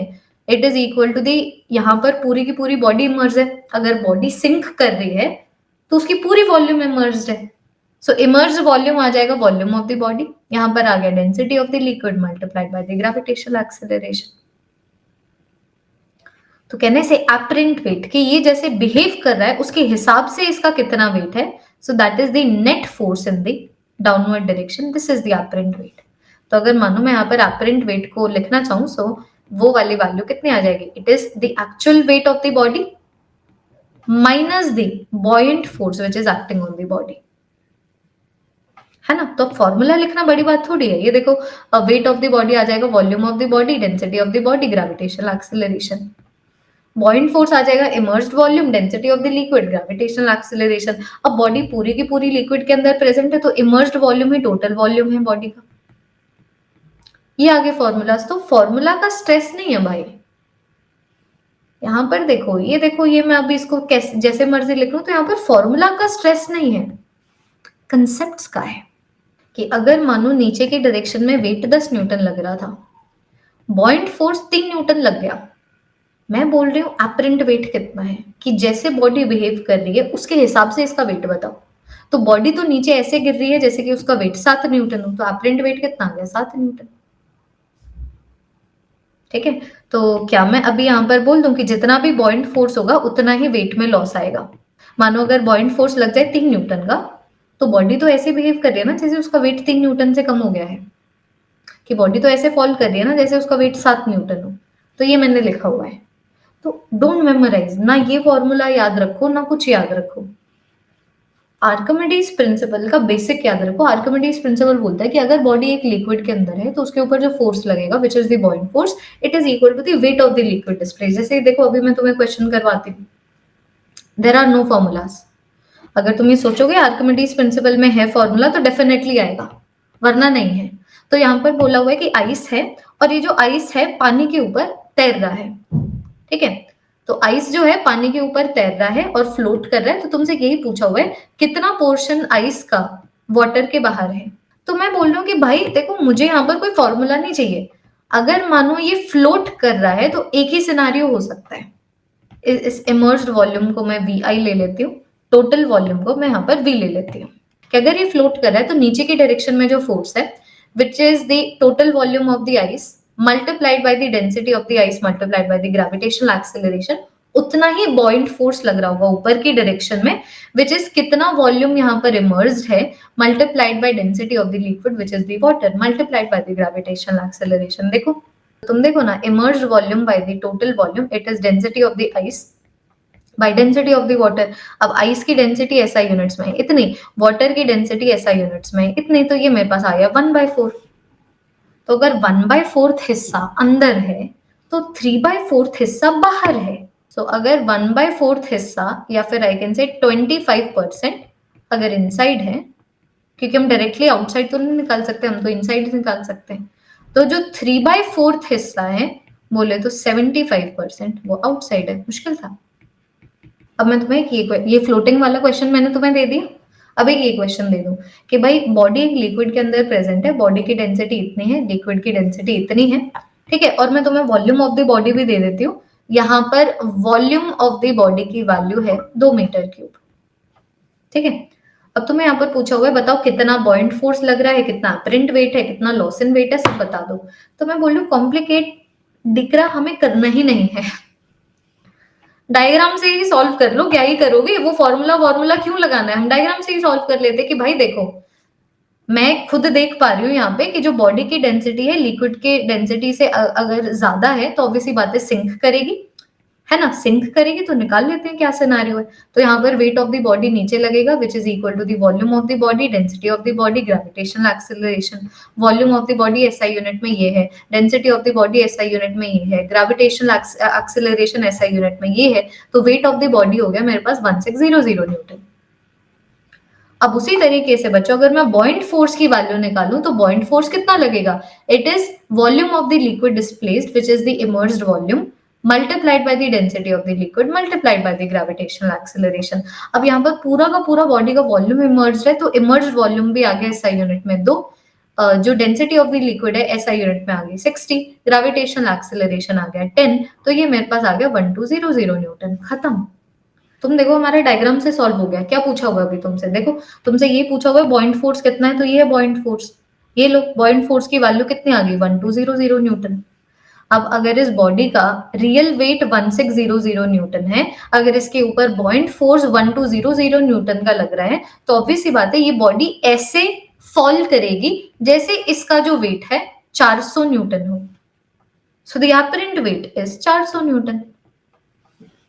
ये है बेसिक्स ऑफ द आर्किमिडीज जो मैं चाहती थी तुम लोगों को ये डेफिनेटली पता हो बच्चों। इससे ज्यादा तुम्हें कुछ कभी भी रिक्वायरमेंट नहीं होगा नीट 2024 के एग्जामिनेशन में। तो बेसिकली अभी जो हम लोग करने वाले हैं ना बच्चों, वो टर्मिनल वेलोसिटी की डेरिवेशन है। तो टर्मिनल वेलोसिटी कंक्लूजन है, हम कंक्लूजन बाद में लेते हैं। एक बार ऐसा करते हैं, पहले स्टोरी लाइन के ऊपर जाते हैं कि मानो अगर मेरे पास एक बॉडी है, मानो मेरे पास एक लिक्विड है जिसकी डेंसिटी की वैल्यू है रो एल, ठीक है। और अभी यहाँ पर मैं क्या कर रही हूँ, यहाँ पर मैं इसके ऊपर सरफेस के ऊपर एक बॉडी लेके आ रही हूँ। तो मानो मैं सरफेस के ऊपर जो बॉडी लेके आई हूँ उसकी डेंसिटी है रो बी, उसकी वॉल्यूम है वी। अब मैं क्या बोल दूं कि ये अगर मैं डिस्कस करूं what is the process of sinking, तो ये देखो कितनी जेन्युइन सी बात है कि ये जो बॉडी अभी एयर के अंदर है धीरे धीरे पानी के अंदर आएगी। एक बार पानी के अंदर आ गई फिर नीचे की डायरेक्शन में मूव करेगी। तो मैं ये बोलूं कि कभी भी बॉडी जब इस तरीके से फ्लूइड के अंदर सिंक करती है ना, तो पहले तो उसकी स्पीड बढ़ती रहती है क्योंकि नीचे की डायरेक्शन में एक्सेलरेशन है, नीचे की डायरेक्शन में एक्सेलरेशन है, नीचे की डायरेक्शन में स्पीड इंक्रीज होगी। तो अगर मैं कभी भी किसी बॉडी को सिंक करवाऊं, कभी भी मैं किसी भी बॉडी को एक लिक्विड की सरफेस के ऊपर ड्रॉप करूं, तो वो नीचे जाएगा इंक्रीजिंग स्पीड के साथ, लेकिन एक पॉइंट के ऊपर जाके उसकी जो स्पीड है वो कांस्टेंट हो जाएगी और वही कांस्टेंट स्पीड को टर्मिनल वेलोसिटी बोला जाता है। वो कांस्टेंट स्पीड क्या होगी ये तो बाद में बात आएगी ना, पहले हम ये तो देखें कि एक्चुअली में इस बॉडी के साथ हो क्या रहा है। क्योंकि यहाँ पर फ्लूइड मैकेनिक्स के देखो, फ्लूइड मैकेनिक्स का यहाँ पर बॉइंट फोर्स वाला कंसेप्ट भी आएगा, स्टोक्स लॉ वाला कंसेप्ट भी आएगा। जैसे कि मानो अगर मैं सबसे पहले स्टेप की बात करूं कि अभी तो बॉडी एयर में है, ठीक है, तो अभी जो जो फोर्सेस लगेंगे ना मैं उनको अलग अलग कलर में शो करूंगी। क्या मैं बोल दूं कि भाई देखो एक चीज तो है and you can not deny it कि वेट ऑफ द बॉडी नीचे की डायरेक्शन में लगेगा, कि तुम चाहे जो मर्जी कर लेना, ये बॉडी कैसे भी फ्लूइड में एग्जिस्ट करती हो, एक ऐसा फोर्स है जो नीचे की डायरेक्शन में लगेगा which is going to be equal to the weight of the body, right. तो मुझे नहीं फर्क पड़ता कि प्रोसेस ऑफ सिंकिंग में बॉडी कहां पर लाई कर रही है, कैसे लाई कर रही है, वेट ऑफ द बॉडी इतना ही है, इतने ही मैग्नीट्यूड का है, उसकी यही डायरेक्शन है एंड यही डायरेक्शन इसकी रहेगी भी। चाहे बॉडी इस तरीके से थोड़ी सी ऑलरेडी लिक्विड में आ चुकी है, वो पूरी की पूरी लिक्विड में आ चुकी है, वो पूरी की पूरी लिक्विड में आके मूव कर रही है, वो आगे बच्चों चाहे फिर वो और मूव कर रही है या फिर मानो चाहे वो और मूव कर रही है। तो एक तो भाई ये फोर्स लगता है, वाइट में मैंने बता दिया इस तरीके से वेट ऑफ द बॉडी, ठीक है। अब मैं बोल रही हूँ एक इसके ऊपर बॉइंट फोर्स लग रहा होगा, तो बॉइंट फोर्स किसके इक्वल टू होता है, बॉइंट फोर्स इक्वल टू होता है emerged volume multiplied by the density of the liquid multiplied by the gravitational acceleration. तो क्या मैं बोल दूं पहले तो बॉडी फ्लूइड के अंदर है ही नहीं, तो केड़ा बॉइंट फोर्स, इतने बॉइंट फोर्स है ही नहीं, बॉइंट फोर्स की वैल्यू हो गई 0। दूसरे वाले सिनारियो की बात करूं तो देखो दूसरे वाले सिनारियो में बच्चों इतना वॉल्यूम इमर्ज्ड है, मानो ये वाली वैल्यू को मैं V1 ले लूं, तो क्या मैं बोल दूं अब यहाँ पर बॉइंट फोर्स लगेगा which is the emerged volume multiplied by the density of the liquid multiplied by the gravitational acceleration.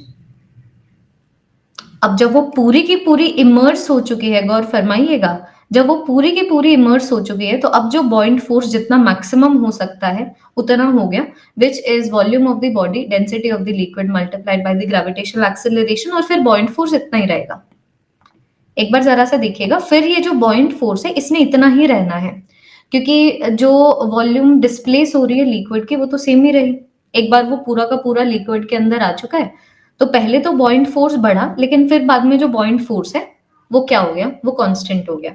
कि जब तक बॉडी फुली इमर्स होती है फ्लूइड में तब तक तो बॉइंट फोर्स बढ़ेगा। ये मैं यहाँ पर लिख भी देती हूँ, लुक एट दीज ऑब्जर्वेशंस कि यहां से लेके यहां तक जो इमर्ज्ड वॉल्यूम है बॉडी का, गौर फरमाइएगा, जो इमर्ज्ड वॉल्यूम था बॉडी का वो इंक्रीज हुआ, तो ऑब्वियस ही बात है फिर जो बॉइंट फोर्स है वो भी इंक्रीज हुआ। ब्लू में मैंने क्या बनाया है, ब्लू में मैंने बनाया है बॉइंट फोर्स। अब बच्चों यहाँ पर एक तीसरा फोर्स आता है जिसको हम लोग क्या बोलते हैं, जिसको हम लोग बोलते हैं विस्कस फोर्स। ध्यान से देखिए, जिसको हम लोग बोलते हैं विस्कस फोर्स। तो पहले तो बॉडी मूव ही नहीं कर रही थी ना, तुम देखो विस्कस फोर्स हम लोग तब डिफाइन करते हैं जब जो बॉडी है फ्लूइड के अंदर मूव करती है। अभी तो वो मूव करना शुरू ही नहीं हुई है ना, अभी तो देखो पूरी लिक्विड में ही आई है। तो अभी तो यहाँ पर तो कोई विस्कस फोर्स लगा नहीं, विस्कस फोर्स यहाँ से लगना शुरू होगा, है ना, यहाँ से लगना शुरू होगा। तो देखो अभी यहाँ पर ये जो बॉडी है बच्चों, इस बॉडी के पास इस तरीके से छोटी सी वेलोसिटी थी v1, इस तरीके से नीचे की डायरेक्शन में छोटी सी वेलोसिटी थी नीचे की डायरेक्शन में। तो आई कैन से कि इसके ऊपर ना एक छोटा सा विस्कस फोर्स लगा ऊपर की डायरेक्शन में, जिसकी वैल्यू हो गई 6 पाई नीटा आर v1।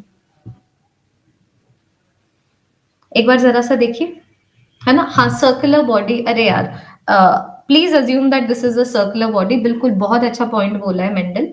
पता नहीं क्या होता है, मैंने पिछली बार भी जब ये चैप्टर कराया था तब मैंने स्क्वायर बॉडी ही ली थी ठीक है, बट मान के चलो this is a circular body. ठीक है, अभी हम लोग टर्मिनल वेलोसिटी एक सर्कुलर बॉडी के लिए डिफाइन करें। मैं एक बार लिख देती हूँ, बहुत जेन्युइन पॉइंट था ये। एक बार जरा सा देखो, मान के चलो बच्चों ये सर्कुलर बॉडी है, पूरा का पूरा डायग्राम नहीं चेंज कर सकते हम लोग, ठीक है, but it does not matter. ठीक है, अभी एक बार तुम्हें पता लग गया तो अब मैं तुम्हें बोल रही हूँ, क्या तुम लोग देख पा रहे हो कि एक बार जब बॉडी, क्योंकि बॉडी ऐसे है ना कि अभी भी कैसे सिंक कर रही है, ये क्यों सिंक कर रही है, ये बच्चों इसीलिए सिंक कर रही है क्योंकि इसके ऊपर नेट फोर्स नीचे की डायरेक्शन में है। तो इसके ऊपर नेट फोर्स नीचे की डायरेक्शन में था तो इसने स्पीड को गेन किया। तो मानो पहले अगर ये रेस्ट के ऊपर था, मानो अगर यहाँ पर इसकी जो वेलोसिटी है अगर मानो 0 थी, तो अब उसकी v1 वेलोसिटी आगे नीचे की डायरेक्शन में, तो जो मेरे पास विस्कस फोर्स है ऊपर की डायरेक्शन में बढ़ गया। लेकिन अब भी मैं देख पा रही हूँ कि भले ही अब की बार जो नेट फोर्स नीचे की डायरेक्शन में है छोटा हो चुका है, लेकिन नेट फोर्स अब भी नीचे की डायरेक्शन में ही है। मैं देखो साइज ऑफ द एरो भी मैं ध्यान से बना रही हूँ, साइज ऑफ द एरो भी डिपिक्ट कर रहा है। ये देखो यहाँ पर बॉइंट फोर्स था नहीं, फिर बॉइंट फोर्स के लिए ये वाला एरो, फिर बॉइंट फोर्स के लिए ये वाला एरो, और फिर बाद में एरो का जो साइज है वो बिल्कुल मैंने सेम रखा है ना। तो मैं तुम्हें ये बोल रही हूँ कि पहले एक तो नीचे वाला फोर्स था, एक ऊपर वाला फोर्स था, तो नेट फोर्स था नीचे की डायरेक्शन में अच्छा खासा। तो नीचे की डायरेक्शन में बॉडी ने स्पीड को गेन किया, मानो यहाँ पर स्पीड आ गई, वेलोसिटी आ गई नीचे की डायरेक्शन में v1, तो इसकी वजह से अब ऊपर की डायरेक्शन में फोर्स लग गया। तो क्या मैं बोल दूं कि अब की बार जो नेट फोर्स नीचे की डायरेक्शन में है डिक्रीज कर गया, लेकिन है ना, है ना। तो जब तक नेट फोर्स नीचे की डायरेक्शन में है तो स्पीड इंक्रीज होगी। तो देखो अब की बार यहाँ पर वेलोसिटी v2 आ गई। अब अगर स्पीड का मैग्नीट्यूड बढ़ गया तो ऑब्वियस ही बात है अब यहाँ पर जो विस्कस फोर्स लगेगा उसका मैग्नीट्यूड भी बढ़ गया। ये मेरे पास आ गया 6 पाई नीटा आर v2। तो एक तो ऐसा पॉइंट आएगा ना जब नेट फोर्स 0 हो जाए, क्योंकि तुम देखो ना नीचे की डायरेक्शन में जो फोर्स है वो कांस्टेंट है, ऊपर की डायरेक्शन में दो फोर्सेस है, एक है बॉइंट फोर्स जो कांस्टेंट है, एक बार पूरी की पूरी बॉडी लिक्विड के अंदर आ जाती है, और एक है मेरे पास विस्कस फोर्स। एक बार जरा सा देखिए, तो ये जो मेरे पास विस्कस फोर्स है ये बढ़ रहा है, जैसे जैसे बॉडी नीचे की डायरेक्शन में नेट फोर्स होने की वजह से नीचे की डायरेक्शन में स्पीड को गेन कर रही है, ऊपर वाला फोर्स बढ़ रहा है। तो एक तो ऐसा पॉइंट आएगा ना जब ऊपर नीचे वाले जो फोर्सेस है एक दूसरे को कैंसल आउट कर दे और नेट फोर्स 0 आ जाए। तो जब ऐसा होता है कि नेट फोर्स 0 हो गया, इसका मतलब अब ये जो स्पीड है इसी को टर्मिनल वेलोसिटी बोला जाता है। गौर फरमाइएगा, इसी को टर्मिनल वेलोसिटी बोला जाता है। तो अब तो नेट फोर्स है ही नहीं ना, तो अब अगर इसकी स्पीड मानो v2 थी, जिसको अभी मैं vt की हेल्प से डिनोट कर रही हूँ, तो अब इसकी जो स्पीड है vt ही रहेगी, है ना। तो उसकी वजह से जो विस्कस फोर्स है इस तरीके से 6 पाई नीटा आर vt ही रहेगा। ये तो मैं सारी की सारी सिंकिंग बॉडीज के लिए बोल सकती हूँ कि भाई जब बॉडी टर्मिनल वेलोसिटी अटेन कर चुकी है, ये लो मैंने इस तरीके से कोई रैंडम शेप बना दिया, तो ये तो मैं किसी भी बॉडी के लिए बोल सकती हूँ कि मानो अगर इस बॉडी की टर्मिनल वेलोसिटी है, इसका मतलब ये कि नीचे की डायरेक्शन में जो वेट ऑफ द बॉडी लग रहा है ना, ऊपर की डायरेक्शन में जो मेरे पास बॉइंट फोर्स है और ऊपर की डायरेक्शन में जो विस्कस फोर्स है, ये दोनों एक दूसरे को कैंसल आउट करके जो नेट फोर्स है वाई डायरेक्शन में उसको 0 कर रहे हैं। तो ये तो मैं किसी भी बॉडी के लिए लिख दूंगी कि जब मेरे पास weight of the body cancel out हो जाए विस्कस फोर्स और बॉइंट फोर्स से, तो ऐसे सिनेरियो में the velocity of the body is known as terminal velocity. Velocity, मतलब अब वो जो बॉडी नीचे सिंक करेगी ना, तो इसी कांस्टेंट वेलोसिटी के साथ वो सिंक करने वाली है। अब मैं ये बोल रही हूँ, तो ये तो कंसेप्ट है टर्मिनल वेलोसिटी का। अब हम लोगों ने स्टोक्स लॉ किया है ना, तो अभी हम लोग स्टोक्स लॉ फिर अप्लाई नहीं करेंगे, अप्लाई करेंगे कि भाई ये मेरे पास सर्कुलर बॉडी है, इसके रेडियस की वैल्यू है r, ठीक है। ये अभी जिस फ्लूइड के अंदर इस तरीके से जा रही थी ना, उसके कोएफिशिएंट ऑफ विस्कोसिटी की वैल्यू है नीटा, और डेंसिटी ऑफ द लिक्विड की वैल्यू इतनी है, डेंसिटी ऑफ द बॉडी की वैल्यू इतनी है, वॉल्यूम ऑफ द बॉडी इतना है।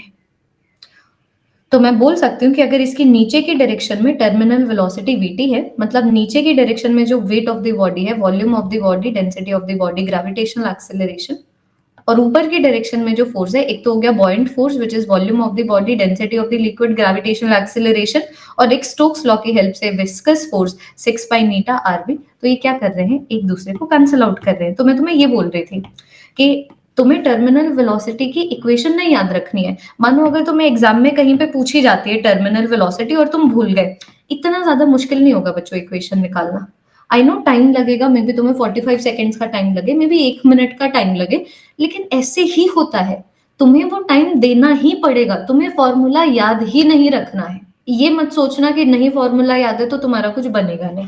तो मैं अभी देखो, अभी डराइव करते हैं, तो मेरे पास आ गया volume of the body, density of the body, gravitational acceleration.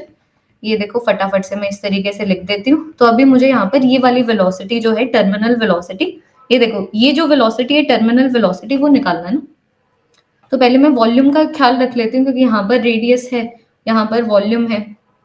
तो ये देखो density of the body minus density of the liquid, ये वाली वैल्यू आ गई ये, ठीक है। अब वॉल्यूम को मैं लिख देती हूँ, what is the volume of the body. So volume of the body is going to be given by 4/3 pi r cube, ये आ गया g।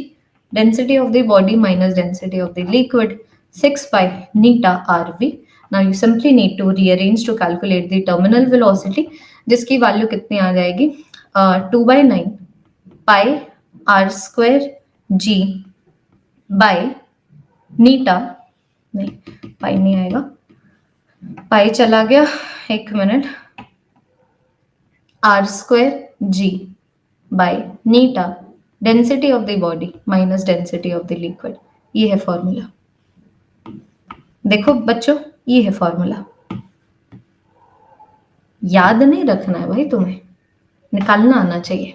तो अभी मानो अगर मैं तुमसे पूछूं कि भाई टर्मिनल वेलोसिटी किस किस के ऊपर डिपेंड करता है, तो देखो आ जाओ जरा सा बात करते हैं कि टर्मिनल वेलोसिटी यहाँ पर किस किस के ऊपर डिपेंड करता है।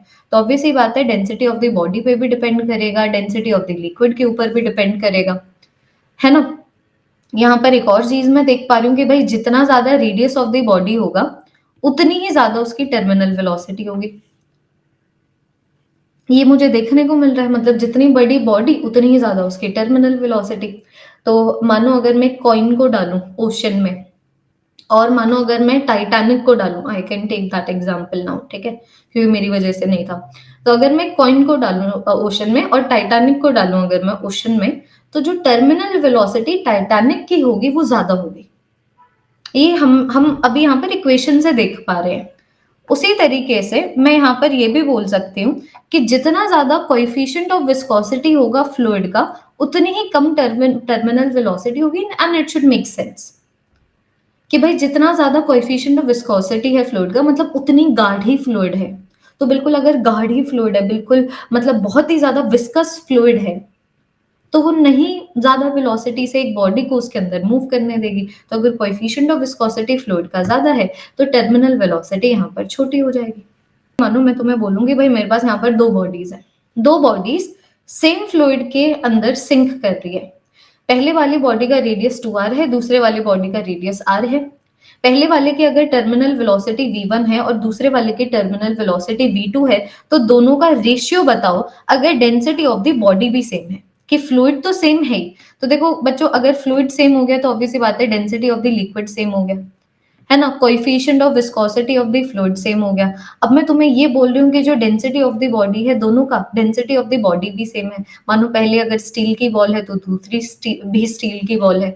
अब मैं तुमसे ratio of the terminal velocity पूछूं, कहाँ फंसोगे बच्चों। जब तुम्हारे पास लिटरली एक इक्वेशन है, उस इक्वेशन को कॉम्प्लेक्स कर ही नहीं सकता question. There is only one equation. तो देखो ये आई थी हमारे पास terminal velocity 2/9 r square g by eta density of the body minus density of the liquid. तो मैं यहाँ पर देख पा रही हूँ कि नीटा सेम है, density of the body same है, density of the liquid same है। So I can say terminal velocity is directly proportional to radius का स्क्वायर। देखो directly proportional to the radius का स्क्वायर, तो यहीं से आएगा और सारी चीजें सेम है। देखो कोएफिशिएंट ऑफ विस्कोसिटी सेम है, 2/9 तो नंबर है, ये तो सेम होगा ही। ग्रेविटेशनल एक्सेलरेशन भी सेम है, density of the body same है, density of the liquid same है। खत्म। तो मेरे पास आ जाएगा पहले की टर्मिनल वेलोसिटी बाय दूसरे की टर्मिनल वेलोसिटी, इस पहले वाले का रेडियस बाय दूसरे वाले रेडियस का स्क्वायर। तो ये वाली वैल्यू कितने आ गई 4/1। एंड आई बिलीव कि पता नहीं 2021, 2022 या 23 में एक क्वेश्चन यहाँ से आया था, जहां तक मैं समझ पा रही हूँ, कि तुम्हें बोला गया कि भाई मेरे पास एक बॉडी है जिसका रेडियस है आर। मानो ये जो बॉडी है ना, ये मेरे पास बॉडी है, इसका रेडियस की वैल्यू है आर, v1 की टर्मिनल वेलोसिटी से फॉल कर रही है। अब तुम्हें बोला जाएगा अगर मानो 27 ऐसे ड्रॉप्स कंबाइन करते हैं तो फिर उस वाली बॉडी की टर्मिनल वेलोसिटी कितनी होगी, या फिर पहले वाली बॉडी डिवाइडेड बाय दूसरे वाली बॉडी की टर्मिनल वेलोसिटी कितनी होगी, ये पूछा हुआ है। तो मैं बोल रही हूँ बच्चों, टर्मिनल वेलोसिटी का कंसेप्ट कॉम्प्लिकेट नहीं किया जा सकता, चाहे जैसा भी सिनेरियो गिवन हो, this is going to be the terminal velocity. तो एक इक्वेशन नहीं कॉम्प्लिकेटेड हो सकती। तुम देख लो दोनों सिनेरियो में 2/9 सेम है, जी सेम है, नीटा सेम है, बॉडी की और लिक्विड की सेम डेंसिटी है, तो ये वाली वैल्यू भी सेम है। तो मैं यहाँ पर बोल सकती हूँ कि भाई terminal velocity is directly proportional to radius का स्क्वायर। तो मेरे पास आ गया v1 by v2 it is equal to r1 by r2 का स्क्वायर। लेकिन अब जब मैं ऑप्शंस में देख रही हूँ तो मुझे ऑप्शंस में ये नहीं दिख रहा, मुझे ऑप्शंस में नंबर दिख रहे हैं। मतलब दोनों के रेडियस के बीच में रिलेशनशिप निकालना पड़ेगा। और ये मैं ऑलरेडी तुम लोगों को फ्लूइड मैकेनिक्स में ही मैंने तुम्हें ये वाला जो कंसेप्ट है मैं ऑलरेडी इंट्रोड्यूस कर चुकी हूँ, क्योंकि मैं चाहती हूँ कि जब सरफेस टेंशन और सरफेस एनर्जी आए एटलीस्ट उससे 2-3 बार पहले तुम लोग ये वाला जो कंसेप्ट है अप्लाई कर चुके हो। तो मुझे यहाँ पर रेडियस को रिलेट करना है, तो रेडियस को रिलेट करने के लिए मैं वॉल्यूम का इस्तेमाल ले सकती हूँ कि भाई मेरे पास 27 इस तरीके से छोटे छोटे ड्रॉप्स आए, तब जाके मेरे पास एक बड़ा ड्रॉप बना। वॉल्यूम की कंजर्वेशन की हेल्प से मैं यहाँ पर रिलेशनशिप निकाल सकती हूँ जी। तो मेरे पास आया 27 r1 का cube it is equal to r2 का क्यूब रूट कर दो 3 times of r1 is equal to r2। तो तुम्हारे पास आ गया r1 बाई r2 की वैल्यू मेरे पास कितनी आ गई 1/3। तो ये मेरे पास आ गया 1/3 का स्क्वायर, आंसर आ गया 1/9। This gives me the answer. तो ये देखो आई एम होपिंग तुम लोगों को ये क्लियर हो चुका हो, और ये जो अभी हम लोगों ने बात की है उससे तुम लोगों को थोड़ा सा अच्छा फील हुआ हो, थोड़ा सा होपफुल फील हुआ हो। तो मैं लग रहा हो that all of you can do it, because with the teacher everything is possible. तो सबसे पहले मैं तुम लोगों को यहाँ पर इक्वेशन ऑफ कंटिन्यूटी के बारे में बताना चाहूंगी, जिसमें बेसिकली हम लोग ये बोल रहे हैं कि मानो अगर कभी भी मेरे पास एक फ्लूइड फ्लो कर रही है, ठीक है, तो या तो वो एक पाइप में फ्लो कर सकती है या फिर उसकी एक लहर हो सकती है ना। तो पाइप का मतलब उस लहर की एक बाउंड्री है। अगर मैं नदी की बात करूं तो उस लहर की बाउंड्री नहीं है ना। तुम ऐसे फूक मारते हो तो वो जो इस तरीके से हवा निकलती है तो उसकी ऐसे लाइन में बाउंड्री नहीं है ना। लेकिन अगर मैं उस एक पाइप में से अगर मैं पानी को बहवा दूं तो फिर बाद में उस लहर की बाउंड्री है। तो मैं बोल रही हूँ डिस्पाइट ऑफ दैट, चाहे वो बाउंड्री हो या नहीं हो, इक्वेशन ऑफ कंटिन्यूटी ये बोलता है कि अगर मानो एक फ्लूइड फ्लो कर रही है, तो लेट अस अज्यूम बच्चों जो फ्लूइड फ्लो है वो इस तरीके से एक non uniform cross sectional area की पाइप में कर रही है। ये वाली एरिया को मैं A1 बोल रही हूँ, ये वाली एरिया को मैं A2 बोल रही हूँ। तो इक्वेशन ऑफ कंटिन्यूटी ये बोलता है कि भाई देखो मास का कंजर्वेशन रहेगा। जैसे कि हम लोग बच्चों करंट इलेक्ट्रिसिटी में किरचॉफ का फर्स्ट लॉ नहीं करते कि एक जंक्शन के ऊपर जितना चार्ज आएगा उतना चार्ज जाएगा। एक जंक्शन के ऊपर जितना चार्ज आ रहा है 1 सेकंड में, उस जंक्शन से उतना ही चार्ज जा रहा है 1 सेकंड में, करते हैं ना। सेम चीज यहाँ पर है कि एक पाइप के अंदर जितनी भी फ्लूइड एंटर करेगी, देखना जितनी भी यहाँ पर फ्लूइड एंटर की है 1 सेकंड में, इट इज इक्वल टू यहां से कितनी फ्लूइड एग्जिट लेगी 1 सेकंड में। तो मास का रेट आ जाएगा डेंसिटी मल्टीप्लाइड बाय वॉल्यूम का रेट। उसी तरीके से आ गया डेंसिटी मल्टीप्लाइड बाय वॉल्यूम का रेट। तो डेंसिटी जो पहले वाले सिनेरियो में है वही दूसरे वाले सिनेरियो में है। तो तुम लोग देख पा रहे होगे कि मैं अभी डेरिवेशन दिखा रही हूँ ना, क्योंकि बड़ी जेन्युइन सी डेरिवेशन है। देखो कंसेप्ट भी ऐसे बताए जाते हैं। तो मैं बोल दूंगी कि भाई जिस वॉल्यूम रेट से एंटर किया था फ्लूइड, उतने ही वॉल्यूम रेट से यहाँ पर एग्जिट कर रहा है फ्लूइड। तो जो वॉल्यूम रेट एक साइड पे है, इट इज इक्वल टू पहले वाले साइड के ऊपर कितनी एरिया है मल्टीप्लाइड बाय वहां पर कितनी वेलोसिटी है। और दूसरी वाली साइड के ऊपर जो वॉल्यूम रेट है, इट इज इक्वल टू दूसरे वाली साइड की कितनी एरिया है मल्टीप्लाइड बाय वहां पर कितनी वेलोसिटी है। और ये दोनों सेम है। This is the equation of continuity. कि कभी भी अगर इस तरीके से फ्लूइड फ्लो कर रही है, गौर फरमाइएगा, कभी भी अगर फ्लूइड फ्लो कर रही है तो वहां पर area of cross section multiplied by velocity किसी भी पॉइंट के लिए कांस्टेंट होने वाला है। मानो आपके बाद में तुम्हें ये क्वेश्चन दूं कि भाई मेरे पास एक पाइप है, non uniform cross sectional area है, यहाँ पर एरिया 4 मीटर स्क्वायर है, यहाँ पर एरिया 1 मीटर स्क्वायर है। तो मैं तुम्हें बोल रही हूँ अगर मानो यहाँ से फ्लूइड फ्लो करती है 10 मीटर पर सेकेंड से, तो यहाँ पर फ्लूइड फ्लो कितनी वेलोसिटी से करेगी। जिस रेट से वॉल्यूम फ्लो कर रही है फ्लूइड की वो सेम है। तो मैं चाहे पहले वाले सिनारियो के लिए डिफाइन करूं या फिर मैं उसको दूसरे वाले सिनारियो के लिए डिफाइन करूं, सेम ही है। और जिस वॉल्यूम रेट से फ्लूइड फ्लो कर रही है, इट इज कितनी एरिया से मूव कर रही है कितनी वेलोसिटी के साथ। तो पहले वाले पॉइंट के लिए इतना आ गया, दूसरे वाले पॉइंट के लिए इतना आ गया। तो पहले वाले पॉइंट का एरिया देखो आया ये, ठीक है, जिस वेलोसिटी से फ्लूइड गई है वो आया इतना। दूसरे वाले पॉइंट का जो एरिया है वो आया ए, तो जितनी वेलोसिटी से फ्लूइड गई है वो है ये। तो V2 की वैल्यू कितनी आ गई 40 मीटर पर सेकेंड। ये मैंने तुम्हें इस तरीके से एक पाइप दी है। इस पाइप में एरिया ऑफ क्रॉस सेक्शन तीनों सिनेरियोज के गिवन है। तुम्हें बोला जा रहा है यहाँ पर 10 मीटर पर सेकेंड से फ्लूइड एंटर हुई, यहाँ पर 2 मीटर पर सेकेंड से फ्लूइड एंटर हुई, और तुमसे अभी यहाँ पर ये पूछा जा रहा है बताओ ये वाली कितनी वेलोसिटी होगी। तो तुम्हें सिर्फ इतना समझ आना चाहिए कि भाई देखो जितनी वॉल्यूम रेट से फ्लूइड आई है यहाँ से और जितनी वॉल्यूम रेट से फ्लूइड आई है यहाँ से, तो वॉल्यूम एक स्केलर है, वॉल्यूम रेट भी एक स्केलर है। और मानो अगर यहाँ से जिस वॉल्यूम रेट से फ्लूइड मूव करिए वो है इतनी, तो आई कैन से पहले वाले वॉल्यूम रेट को जब मैं दूसरे वाले वॉल्यूम रेट में ऐड कर दूंगी तब मुझे तीसरे वाले पॉइंट का वॉल्यूम रेट पता लगेगा। बिल्कुल थर्मल फिजिक्स भी हो गया, करंट इलेक्ट्रिसिटी भी हो गया, विभव यहाँ पर हम लोग फ्लूइड मैकेनिक्स में भी देखने को हमें ये मिल रहा है। तो मेरे पास मानो अगर ये फर्स्ट है, ये सेकंड है और ये थर्ड है, तो आई कैन से A1V1 plus A2V2 is equal to A3V3। अब सिर्फ सब्सटीट्यूट करना है तुम्हें, 1 multiplied by 10 plus 2 multiplied by 2 SI unit में सब्सटीट्यूशन कर रही हूँ। तो अब ये जो आंसर है वो भी SI यूनिट में आना चाहिए। V की वैल्यू कितनी आ गई 2.8 मीटर पर सेकेंड। बहुत इजी है ये। अब मानो अगर मैं इसके ऊपर एक और क्वेश्चन करा दूं, क्या ही कॉम्प्लेक्स करूंगी मैं इसमें। जैसे कि नल वाले प्रॉब्लम देख लो, ठीक है, ये डिजाइनर टैप है, तुम्हें नहीं समझ आएगा इसका, ठीक है। तो मानो अगर ये टैप है, मैं तुम्हें बोलूं कि जब मैं ये जो टैप है इसका एरिया ऑफ क्रॉस सेक्शन है A1, तो जैसे ही मैं टैप को क्या करती हूँ, जैसे ही मैं टैप को खोलती हूँ, जैसे ही मैं टैप को ओपन करती हूँ, तो ये जो टैप का जो माउथ है जो ग्राउंड से H की हाइट के ऊपर है, यहाँ से पानी गिरना शुरू होता है। गौर फरमाइएगा, यहाँ से पानी गिरना शुरू होता है। तो तुमसे यही पूछा हुआ है कितनी वेलोसिटी से ये जो पानी है ग्राउंड को जाके हिट करेगा। तुमसे ये पूछा हुआ है कि कितनी वेलोसिटी के साथ जाके ये जो पानी है इस तरीके से ग्राउंड को जाके हिट करेगा। देखिएगा, do you all understand the question. मेरे पास एक नल है, area of cross section A1 है। अब वो जैसे जैसे नीचे जा रहा है, बच्चा जी सोचो ना, ये भी तो एक फ्लूइड फ्लो हो गया ना। जैसे जैसे तुम लोग नीचे जा रहे हो तो velocity of the fluid increase होता जा रहा है। तो वेलोसिटी ऑफ द फ्लूइड अगर इंक्रीज हो रहा है तो एरिया ऑफ क्रॉस सेक्शन जिसमें वो फ्लो कर रहा है वो कम होगा। दैट इज द रीजन तुम लोग देख पा रहे हो ये वाला जो एरिया ऑफ क्रॉस सेक्शन है और ये वाला जो एरिया ऑफ क्रॉस सेक्शन है, फर्क है उसमें। तो तुमसे यहाँ पर यही पूछा गया है कि जब ये पानी H की हाइट से फॉल करता है तो वो किसी वेलोसिटी के साथ ग्राउंड को हिट करेगा। तो इस वेलोसिटी की वैल्यू निकालो in the terms of A1 and A2। ये यहाँ पर कितने वेलोसिटी है उसका फ्लूइड मैकेनिक्स से कोई लेना देना नहीं है।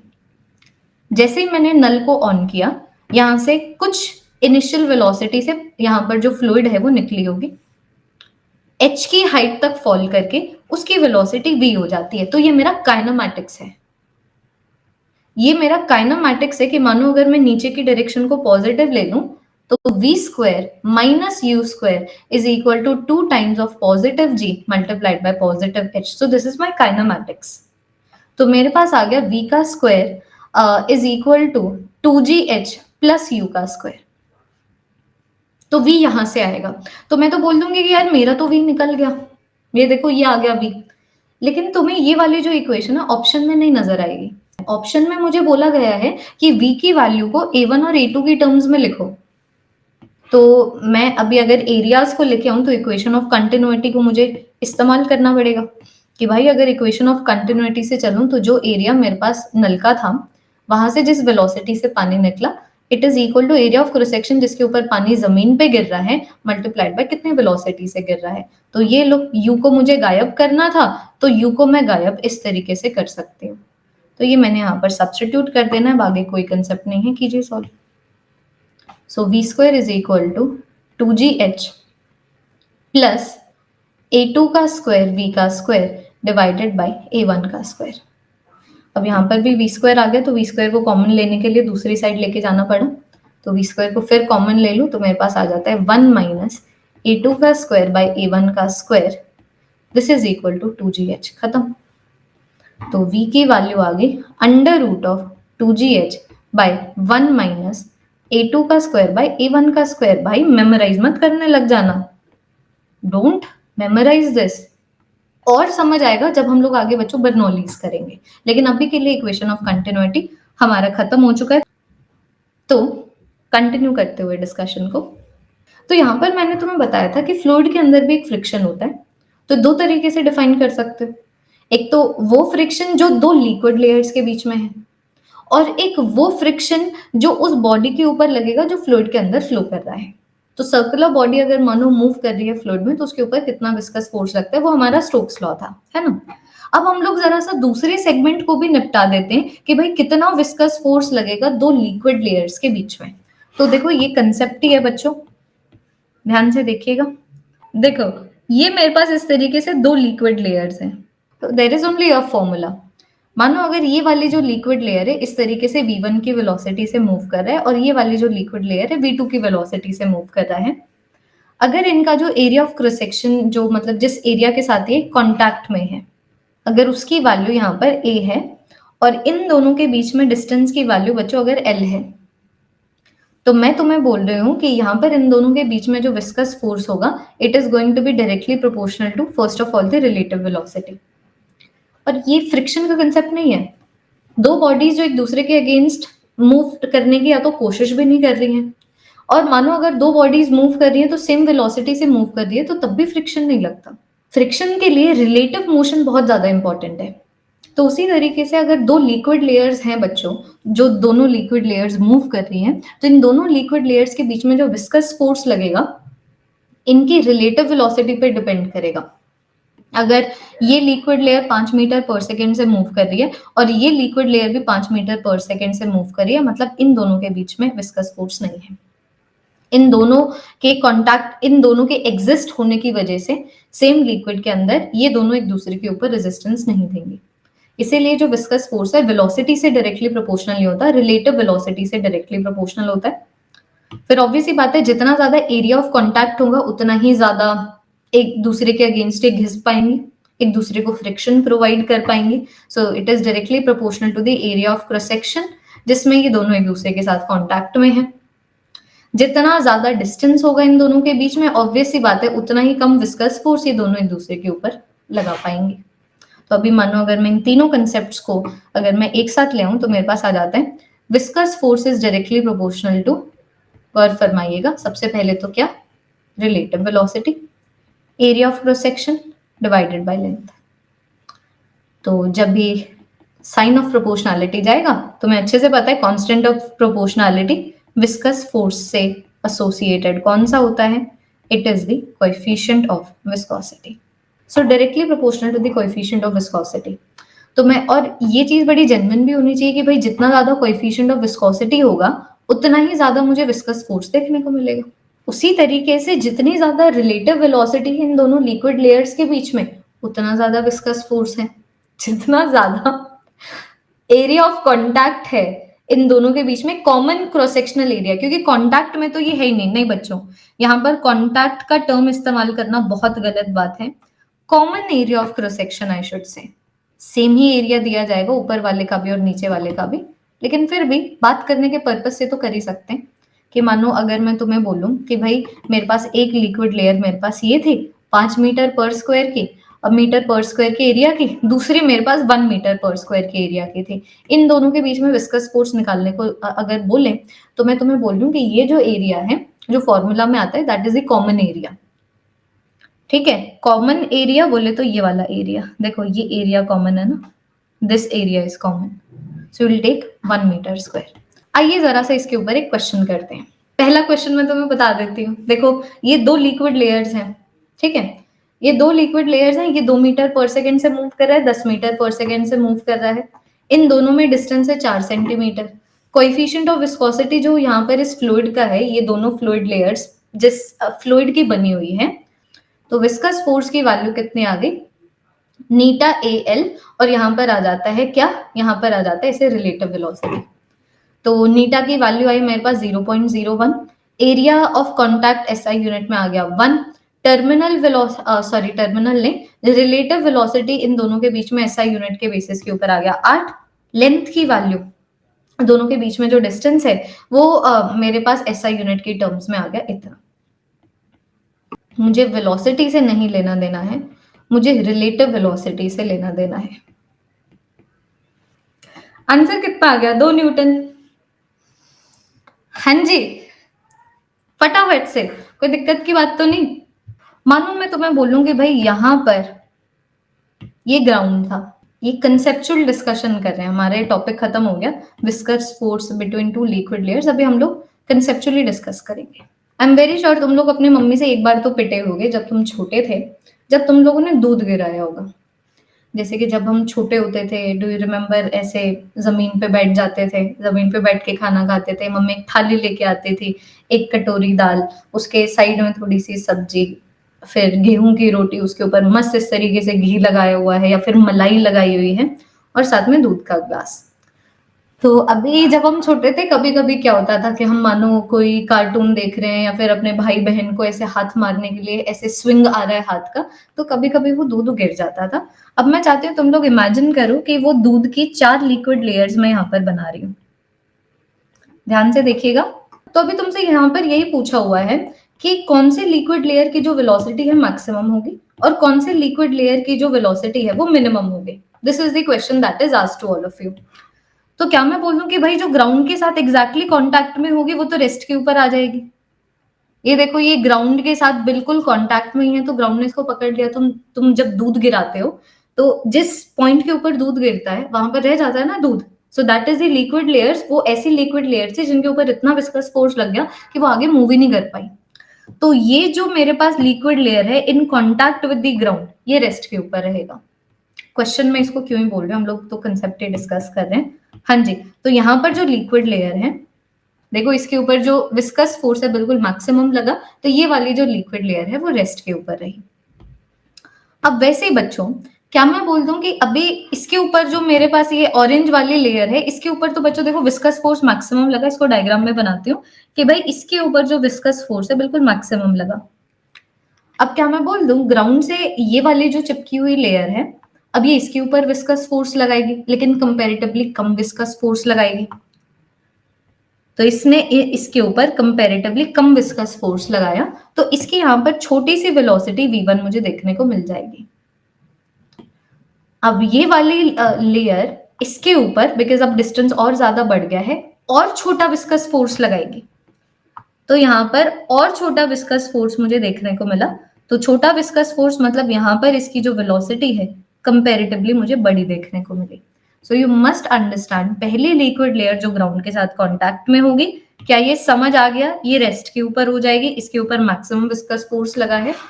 फिर जैसे जैसे आप ग्राउंड से दूर जाते जाओगे, जो विस्कस फोर्स लग रहा है वो कम होता जाएगा, तो जो velocity of the liquid layer है वो बढ़ती जाएगी। Velocity of the liquid layer, ये कंसेप्ट है बस कि एक बार डिस्कशन करना होता है इसका। Velocity of the liquid layer वो बढ़ता जाएगा। तो देखना विस्कस फोर्स को अगर मैं बनाऊं तो इसके ऊपर सबसे ज्यादा तो इसके ऊपर, फिर वो जो विस्कस फोर्स है ऐसे जी कम होता जाएगा, है ना। और उसी तरीके से फिर इनकी जो वेलोसिटी है ये तो जीरो पे था, फिर इनकी जो वेलोसिटी है, कम विस्कस फोर्स लग रहा है तो ऑब्वियस सी बात है ज्यादा वेलोसिटी से मूव करेंगे। दूध लो, 2 बूंद दूध ले लो, उसके ऊपर कोई भी छोटी सी या तो कोई भी छोटी सी चीज, छोटा सा पेपर हो सकता है, तुम्हारी आई लैशेस का एक बाल हो सकता है जो तुम्हें दिख रहा हो, अब फूक मारो। तो मानो यहाँ पर वो तुमने दूध लिया है, चाहे हाथ में ले लो या टेबल पे ले लो, अब फूक मारो तो तुम्हें नजर आएगा कि वो जो उसके ऊपर वाली जो लेयर थी वो सबसे आगे तक गई है। कैसे? क्योंकि ऊपर वाले लेयर के ऊपर जो बाल था वो सबसे आगे तक गए हैं। तो ये हो गया बच्चों हमारा जो विस्कस फोर्स दो लिक्विड लेयर्स के बीच में लगता है।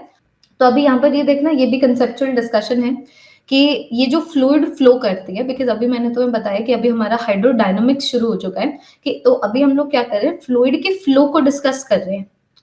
तो फ्लूइड का फ्लो तुम्हारे सिलेबस में 2 तरीके का दिया हुआ है जिसके बारे में तुम्हें पता होना चाहिए। एक तो आ जाता है स्ट्रीमलाइन फ्लो, जिसको लैमिनर फ्लो भी बोला जाता है।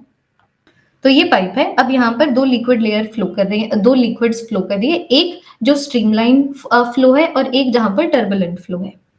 तो स्ट्रीमलाइन फ्लो का मतलब ये है कि अगर मानो ये ए पॉइंट है और ये बी पॉइंट है, वैसे यहां पर भी मैं ए पॉइंट ले लूं और बी पॉइंट ले लूं, तो स्ट्रीमलाइन फ्लो का मतलब बच्चों ये है कि अगर मानो t1 टाइम के ऊपर अगर यहां पर वेलोसिटी v1 ऐसे था और यहां पर वेलोसिटी v2 ऐसे था, तो बच्चों t2 टाइम के ऊपर भी यहां पर वेलोसिटी v1 रहेगा, सेम डायरेक्शन सेम मैग्नीट्यूड, और यहां पर भी वेलोसिटी v2 रहेगा, सेम डायरेक्शन सेम मैग्नीट्यूड।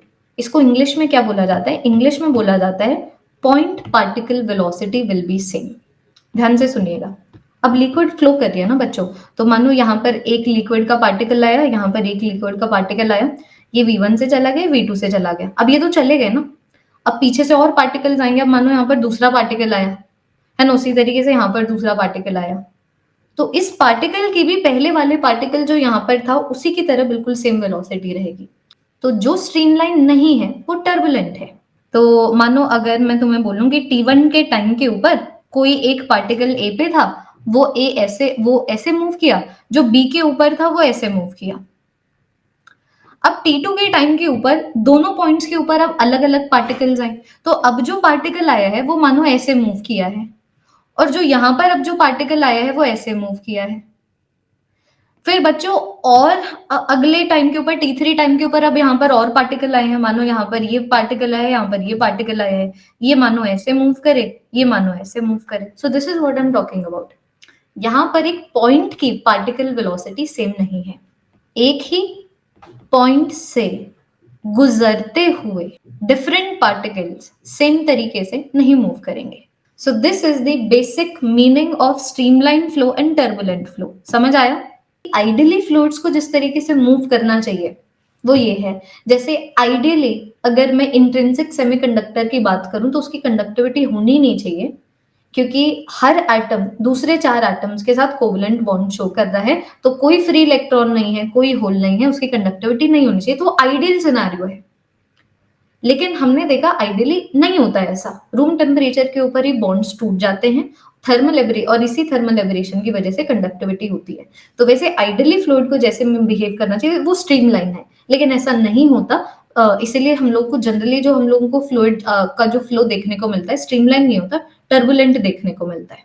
कि अगर मानो तुम नल भी खोलोगे, तुम लोगों ने देखा है कि अगर तुम बहुत ही ऐसे हाई फाई जगह जाओ, तो जब तुम नल खोलते हो ना, तुम्हें देख के पता तक नहीं लगता कि पानी निकला है कि नहीं निकला है, मतलब ये पानी मूव कर रहा है कि नहीं कर रहा है। ये तो दिख रहा है कि तुम्हें पानी निकला है, लेकिन ये नहीं पता लगता कि ये पानी निकलने के बाद मूव कर रहा है कि नहीं कर रहा है। ऐसे लगता है कि बर्फ जम गई है। अगर साउंड को तुम हटा दो, तुम सिर्फ अगर विजन के ऊपर कंसंट्रेट करो, तो तुम्हें लगेगा ये पानी जम तो नहीं गया। That is the streamline flow, that is how ideally the fluid should flow.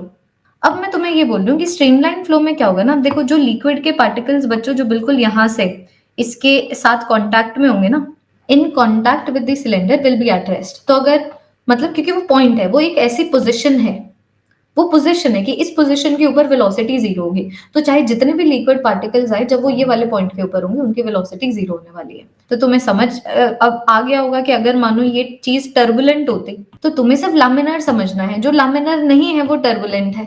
तो यहाँ पर liquid particles in contact with the walls of the pipe will not be at rest, है ना। कभी रेस्ट के ऊपर है तो कभी मूव करें, ये ऐसे आ गया, ये ऐसे आ गया, ये ऐसे आ गया, ये ऐसे आ गया। बिल्कुल कंसेप्चुअल डिस्कशन था। अब की बार देखो, अब मैं यहाँ पर तुम्हें एक और चीज बताती हूँ। तो लैमिनर फ्लो बिल्कुल बच्चों उस तरीके का फ्लो है जैसे आप एक्सपेक्ट करते हो कि एक लिक्विड फ्लो करे। तो मैं यहाँ पर ऐसे डिफरेंट डिफरेंट पार्टिकल्स ले रही हूँ भाई, जो यहाँ पर इस तरीके से कांटेक्ट में है उनकी तो कोई वेलोसिटी होने नहीं वाली। फिर जैसे जैसे मैंने तुम्हें अभी तो बताया कि अगर मानो मैं फ्लूइड लेयर्स के मोशन को स्टडी करूँ ग्राउंड के ऊपर, तो सेम बात यहीं पे ये देखो, मानो ये वॉल ऑफ द पाइप है, तो इसके ऊपर सबसे ज्यादा विस्कस फोर्स ये रेस्ट के ऊपर आ गया। फिर इसके ऊपर कंपैरेटिवली कम विस्कस फोर्स, फिर कंपैरेटिवली कम विस्कस फोर्स, फिर कंपैरेटिवली कम विस्कस फोर्स, फिर सबसे कम विस्कस फोर्स। तो इसकी वेलोसिटी सबसे छोटी, फिर इसकी वेलोसिटी बड़ी, इसकी वेलोसिटी और बड़ी, इसकी वेलोसिटी मैक्सिमम, है कि नहीं। Very good. रेड वाले की क्या मैक्सिमम वेलोसिटी। तो बेसिकली इनके वेलोसिटी वेक्टर्स बनाने थे, ये वाला डायग्राम बता रही थी मैं। तो यहाँ पर हम लोगों ने इनके वेलोसिटी वेक्टर्स बनाए हैं कि इस तरीके से हमारा जो स्ट्रीमलाइन फ्लो है वो हमें कुछ इस तरीके का दिखता है। This is the streamline flow. इस तरीके से यहाँ पर जो फ्लूइड है ऐसे मूव कर रही होगी। टर्बुलेंट में ऐसा कुछ है नहीं, कोई भी कैसे भी मूव करता है। टर्बुलेंट में there is no structure, laminar में देयर इज अ स्ट्रक्चर। ये स्ट्रक्चर जहां पर नहीं फॉलो हो रहा है, जैसे ये देख लो, कभी ये ऐसे है, कभी ये ऐसे है, ये ऐसे है, ये ऐसे है, ये ऐसे हो गया, ये ऐसे हो गया, ये ऐसे हो गया, ये ऐसे हो गया, ये ऐसे हो गया, ये ऐसे हो गया। तो तुम सिर्फ ये जानो स्ट्रीमलाइन क्या है। जो स्ट्रीमलाइन नहीं है वो सब टर्बुलेंट है। तो यहाँ से क्वेश्चन आएगा, कैसा आएगा, कंसेप्चुअल क्वेश्चन आएगा। ये जो मैंने तुम्हें 3 पॉइंट्स बताई, इन 3 पॉइंट्स में से डायरेक्टली क्वेश्चन आएगा। न्यूमेरिकल यहाँ पर कुछ है ही नहीं। तो मैं तुम्हें बोल रही हूँ कि बच्चों, अगर मानो मैं किसी भी तरीके के फ्लूइड फ्लो की बात करूं, तो यहाँ पर जितने भी फ्लूइड के पार्टिकल्स हैं या फिर जितने भी फ्लूइड की लेयर्स है ना, उनके ऊपर 2 तरीके के फोर्सेस लगते हैं। बस खत्म होने वाली है क्लास, डोंट वरी, 5-10 मिनट रुक जाओ बस। तो मैं तुम्हें बोल रही हूँ, कभी भी फ्लूइड फ्लो करती है तो उसके ऊपर 2 तरीके के फोर्स लगते हैं। एक तो विस्कस फोर्स लगता है, जिसके बारे में हम लोगों ने आज ही डिस्कस किया है। और बच्चों एक इनर्शियल फोर्स भी लगता है।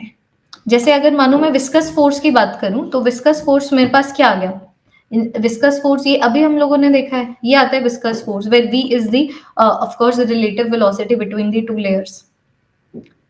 इनर्शियल फोर्स की बात करूं तो इनर्शियल फोर्स आ जाएगा बिकॉज जो मेरे पास यहाँ पर जो फ्लूइड है ना, मानो वो किसी वेलोसिटी से मूव कर रही है, किसी मास रेट के साथ। क्योंकि देखो inertial force is basically the rate of change of momentum, है ना। तो ये वाली वैल्यू आगे कितने वेलोसिटी से फ्लूइड मूव कर रही है मल्टीप्लाइड बाय कितने मास रेट के साथ। सिर्फ कैलकुलेटिव है ये। तो कितने मास रेट के साथ मूव कर रही है, वो मेरे पास आ गया डेंसिटी मल्टीप्लाइड बाय कितने वॉल्यूम रेट के साथ। और कितने बच्चों वॉल्यूम रेट के साथ वो मूव करिए, इट इज कितनी एरिया ऑफ क्रॉस सेक्शन से मूव करिए मल्टीप्लाइड बाय द वेलोसिटी। तो तुम लोग देख पा रहे हो कि ये जो मेरे पास फॉर्मूला है, जो अगर तुम लोग भूल जाओ तो वहां वहां पे निकाल सकते हो। तो मैं तुम्हें बोल रही हूँ कि जब फ्लूइड मूव करती है तो उसके ऊपर 2 तरीके के फोर्सेस लगते हैं। एक विस्कस फोर्स जो हमारा फ्लूइड मैकेनिक्स का कंसेप्ट है, जिसके ऊपर हम लोग डिस्कशन कर चुके हैं। और एक हमारे पास लगता है इनर्शियल फोर्स, जो लॉज ऑफ मोशन से एसोसिएटेड है, जिसके बारे में सेकेंड लॉ ऑफ मोशन हमारा बात करता है, which is the rate of change of momentum. कि भाई अभी फ्लूइड अगर मूव कर रही है तो उसका मोमेंटम चेंज कर रहा है, भले उसकी वेलोसिटी सेम हो, लेकिन जिस मास रेट्स के साथ वो मूव कर रहा है, मे बी वो चेंज कर रहा है। तो यहां से फिर मेरे पास ये फॉर्मूला आ जाता है। तो जो रेनल्ड्स नंबर है कुछ नहीं है, इन दोनों के बीच में रेशियो है। तो कंसेप्ट यहाँ पर ये है कि 2 तरीके के फोर्सेस फ्लूइड फ्लो में एग्जिस्ट करेंगे। रेनल्ड्स नंबर इन दोनों फोर्सेस का रेशियो है, that this is the inertial force by viscous force, that is it. तो इनर्शियल फोर्स की वैल्यू आ गई density, area of cross section, velocity का स्क्वायर। ये मेरे पास आ गया coefficient of viscosity, area velocity bye length. तो अभी अगर मैं इसको ध्यान से देखूं तो ये वाली वैल्यू आ जाती है मेरे पास rho v l by eta. This is my Reynolds number. ठीक है, क्या सिग्निफिकेंस है इसका बात करेंगे, डोंट वरी, लेकिन पहले देखो this is the Reynolds number. तो रेनल्ड्स नंबर रेशियो है उन दोनों फोर्सेस का जो लिक्विड के ऊपर लगता है जब वो फ्लो कर रही होती है। So Reynolds number is the inertial force divided by the viscous force, जब भी कोई फ्लूइड फ्लो करेगी तो उसका जब मैं कंक्लूसिव फॉर्मूला निकालती हूँ तो this is the formula for the, अगर मानो तुम्हें इनर्शियल फोर्स और विस्कस फोर्स बिल्कुल दिया हुआ है तब तो निकालना बहुत ही ज्यादा इजी है, सिर्फ तुम्हें डिवाइड करना है। लेकिन अगर मैं तुम्हें कंसेप्ट समझाऊं कि इनर्शियल फोर्स के बारे में हम लोग बिल्कुल खोल के बात करें, विस्कस फोर्स के बारे में बात करें, तो फिर बाद में ये फॉर्मूलाज आ जाते हैं। इन फॉर्मूलाज को सब्स्टिट्यूट करके डायरेक्टली आ जाएगा ये। तो अगर तुम्हें याद है वेल एंड गुड, नहीं याद है तो मैंने बता दिया कैसे निकालना है, निकालने में टाइम नहीं लगेगा। ठीक है, तो अभी अगर मैं रेनल्ड्स नंबर के ऊपर डिस्कशन को कंटिन्यू करूं कि मानो अगर मैं बोलूं कि यार ये रेनल्ड्स नंबर का सिग्निफिकेंस क्या है, हम रेनल्ड्स नंबर के बारे में बच्चों यहाँ पर बात ही क्यों कर रहे हैं। नीटा तो था, कहाँ गया नीटा? अच्छा नीटा नीचे है, सॉरी, ये आ गया मेरे पास। रो ए वी बाय, अच्छा एरिया ऑफ क्रॉस सेक्शन नहीं है क्या? Okay okay okay, rho v l by eta, rho v l by eta. तो अभी ध्यान से देखिएगा, यहां से मुझे क्या पता लग रहा है कि सबसे पहले मैं तुम्हें याद रखने वाली बात बता देती हूँ। रेनल्ड्स नंबर एक ऐसा नंबर है जिसकी हेल्प से मैं बता सकती हूँ कि फ्लूइड फ्लो कैसा है। जैसे कि मानो अगर रेनल्ड्स नंबर की वैल्यू बच्चों 1000 से छोटी है ना, तो जो फ्लूइड फ्लो है वो लामिनर है। क्योंकि तुम खुद सोचो कि तुम्हें कैसे पता लगेगा कि फ्लूइड फ्लो लामिनर है कि टर्बुलेंट है। तो रेनल्ड्स नंबर एक ऐसा नंबर है जिसकी हेल्प से ये बता पाना इजी हो जाता है हमारे लिए कि जो फ्लूइड फ्लो हो रहा है, चाहे वो गैस का हो, क्योंकि फ्लूइड में गैस भी आता है, चाहे वो लिक्विड का हो, किस तरीके का फ्लो है। तो अगर रेनल्ड्स नंबर 1000 से छोटा है तो लामिनर है। अगर बच्चों रेनल्ड्स नंबर 2000 से बड़ा है तो टर्बुलेंट है। और मानो अगर इन दोनों के बीच में है, मानो जो रेनल्ड्स नंबर है वो 2000 से तो छोटा है लेकिन मानो 1000 से बड़ा है। ठीक है, तो ऐसे सिनारियो में मिक्स्ड, कभी कभी टर्बुलेंट, कभी कभी लामिनर, कहीं कहीं पे टर्बुलेंट, कहीं कहीं पे लामिनर। तो अभी तुम्हें पता लग गया होगा रेनल्ड्स नंबर हम पढ़ते क्यों हैं, क्योंकि हमने देखा दो तरीके के फ्लूइड फ्लो है। तो रेनल्ड्स नंबर हमारे लिए काम इजी कर देता है ये बताना कि फ्लूइड फ्लो किस तरीके का हो रहा है। तो ये मैंने तुम्हें बताया क्यों किया जाता है। अब मैं अगर कंसेप्चुअली इसके ऊपर जाऊं कि मुझे यहाँ पर रेनल्ड्स नंबर से क्या पता लग रहा है, तो तुम देखो रेनल्ड्स नंबर जितना ज्यादा बड़ा है, ठीक है बच्चों समझना, Reynolds number inertial force by viscous force है।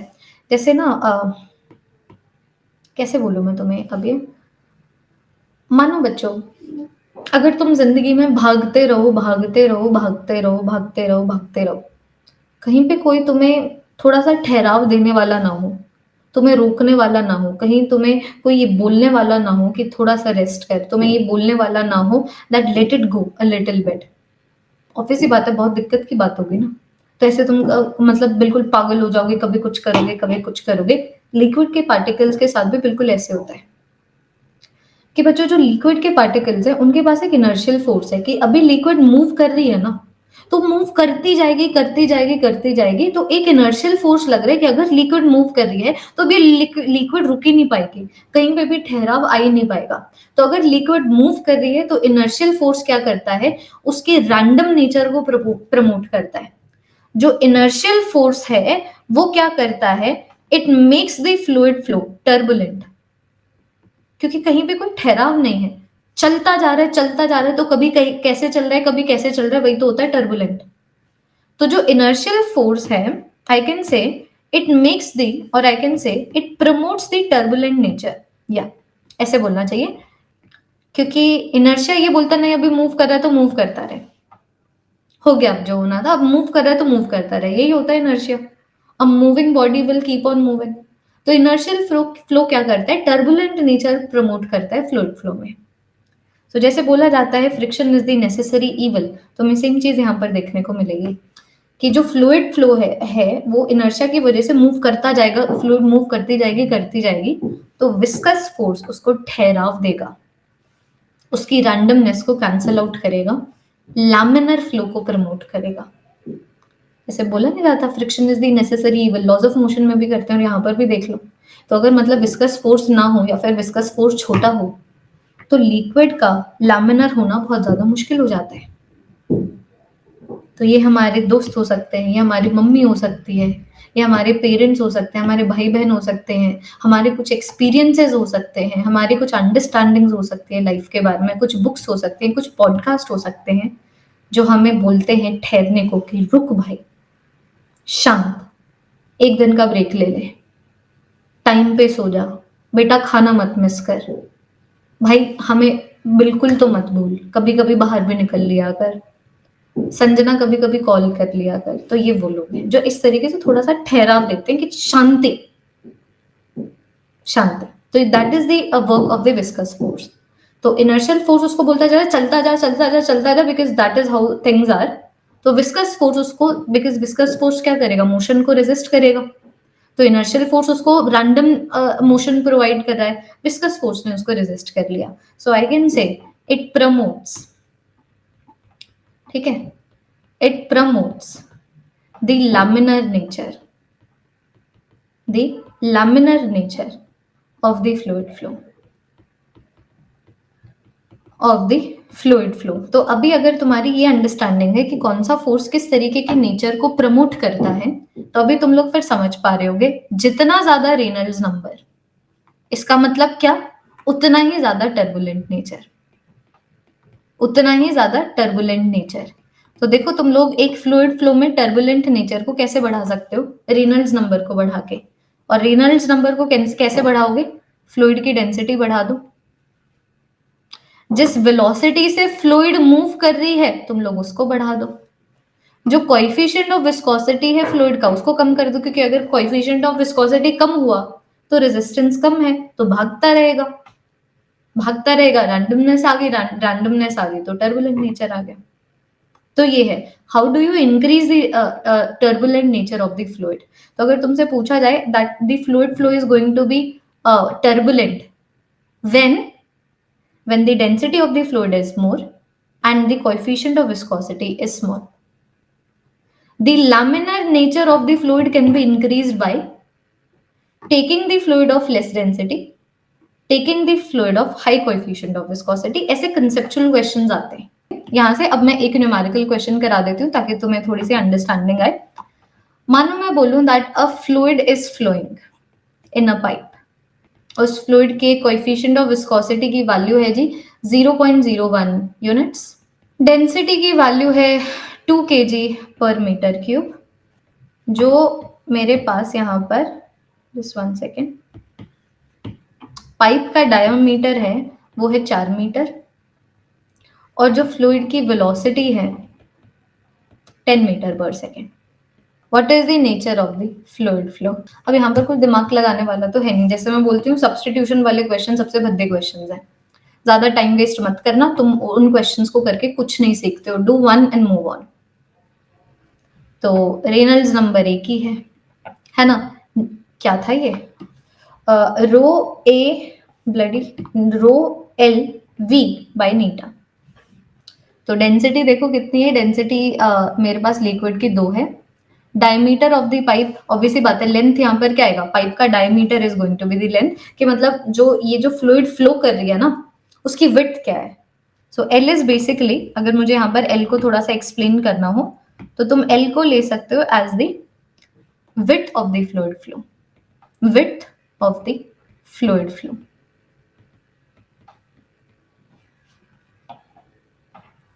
तो अभी यहाँ पर देखो, तो यहाँ पर डेंसिटी की वैल्यू कितनी आ गई, ये आ गई मेरे पास 2, एल की वैल्यू आ गई मेरे पास, पाइप का डायमीटर आ गया 4, वेलोसिटी आ गई 10, नीटा की वैल्यू आ गई 0.01। तो ये मेरे पास कितना बन गया, 8000 बन गया। तो रेनल्ड्स नंबर अगर मेरे पास 2000 से बड़ा है तो ये क्या है, टर्बुलेंट। ऐसे क्वेश्चंस की मैं बात कर रही हूँ, बाकी तुम्हें डीपीपी मिल जाएगी। So that is all for this class.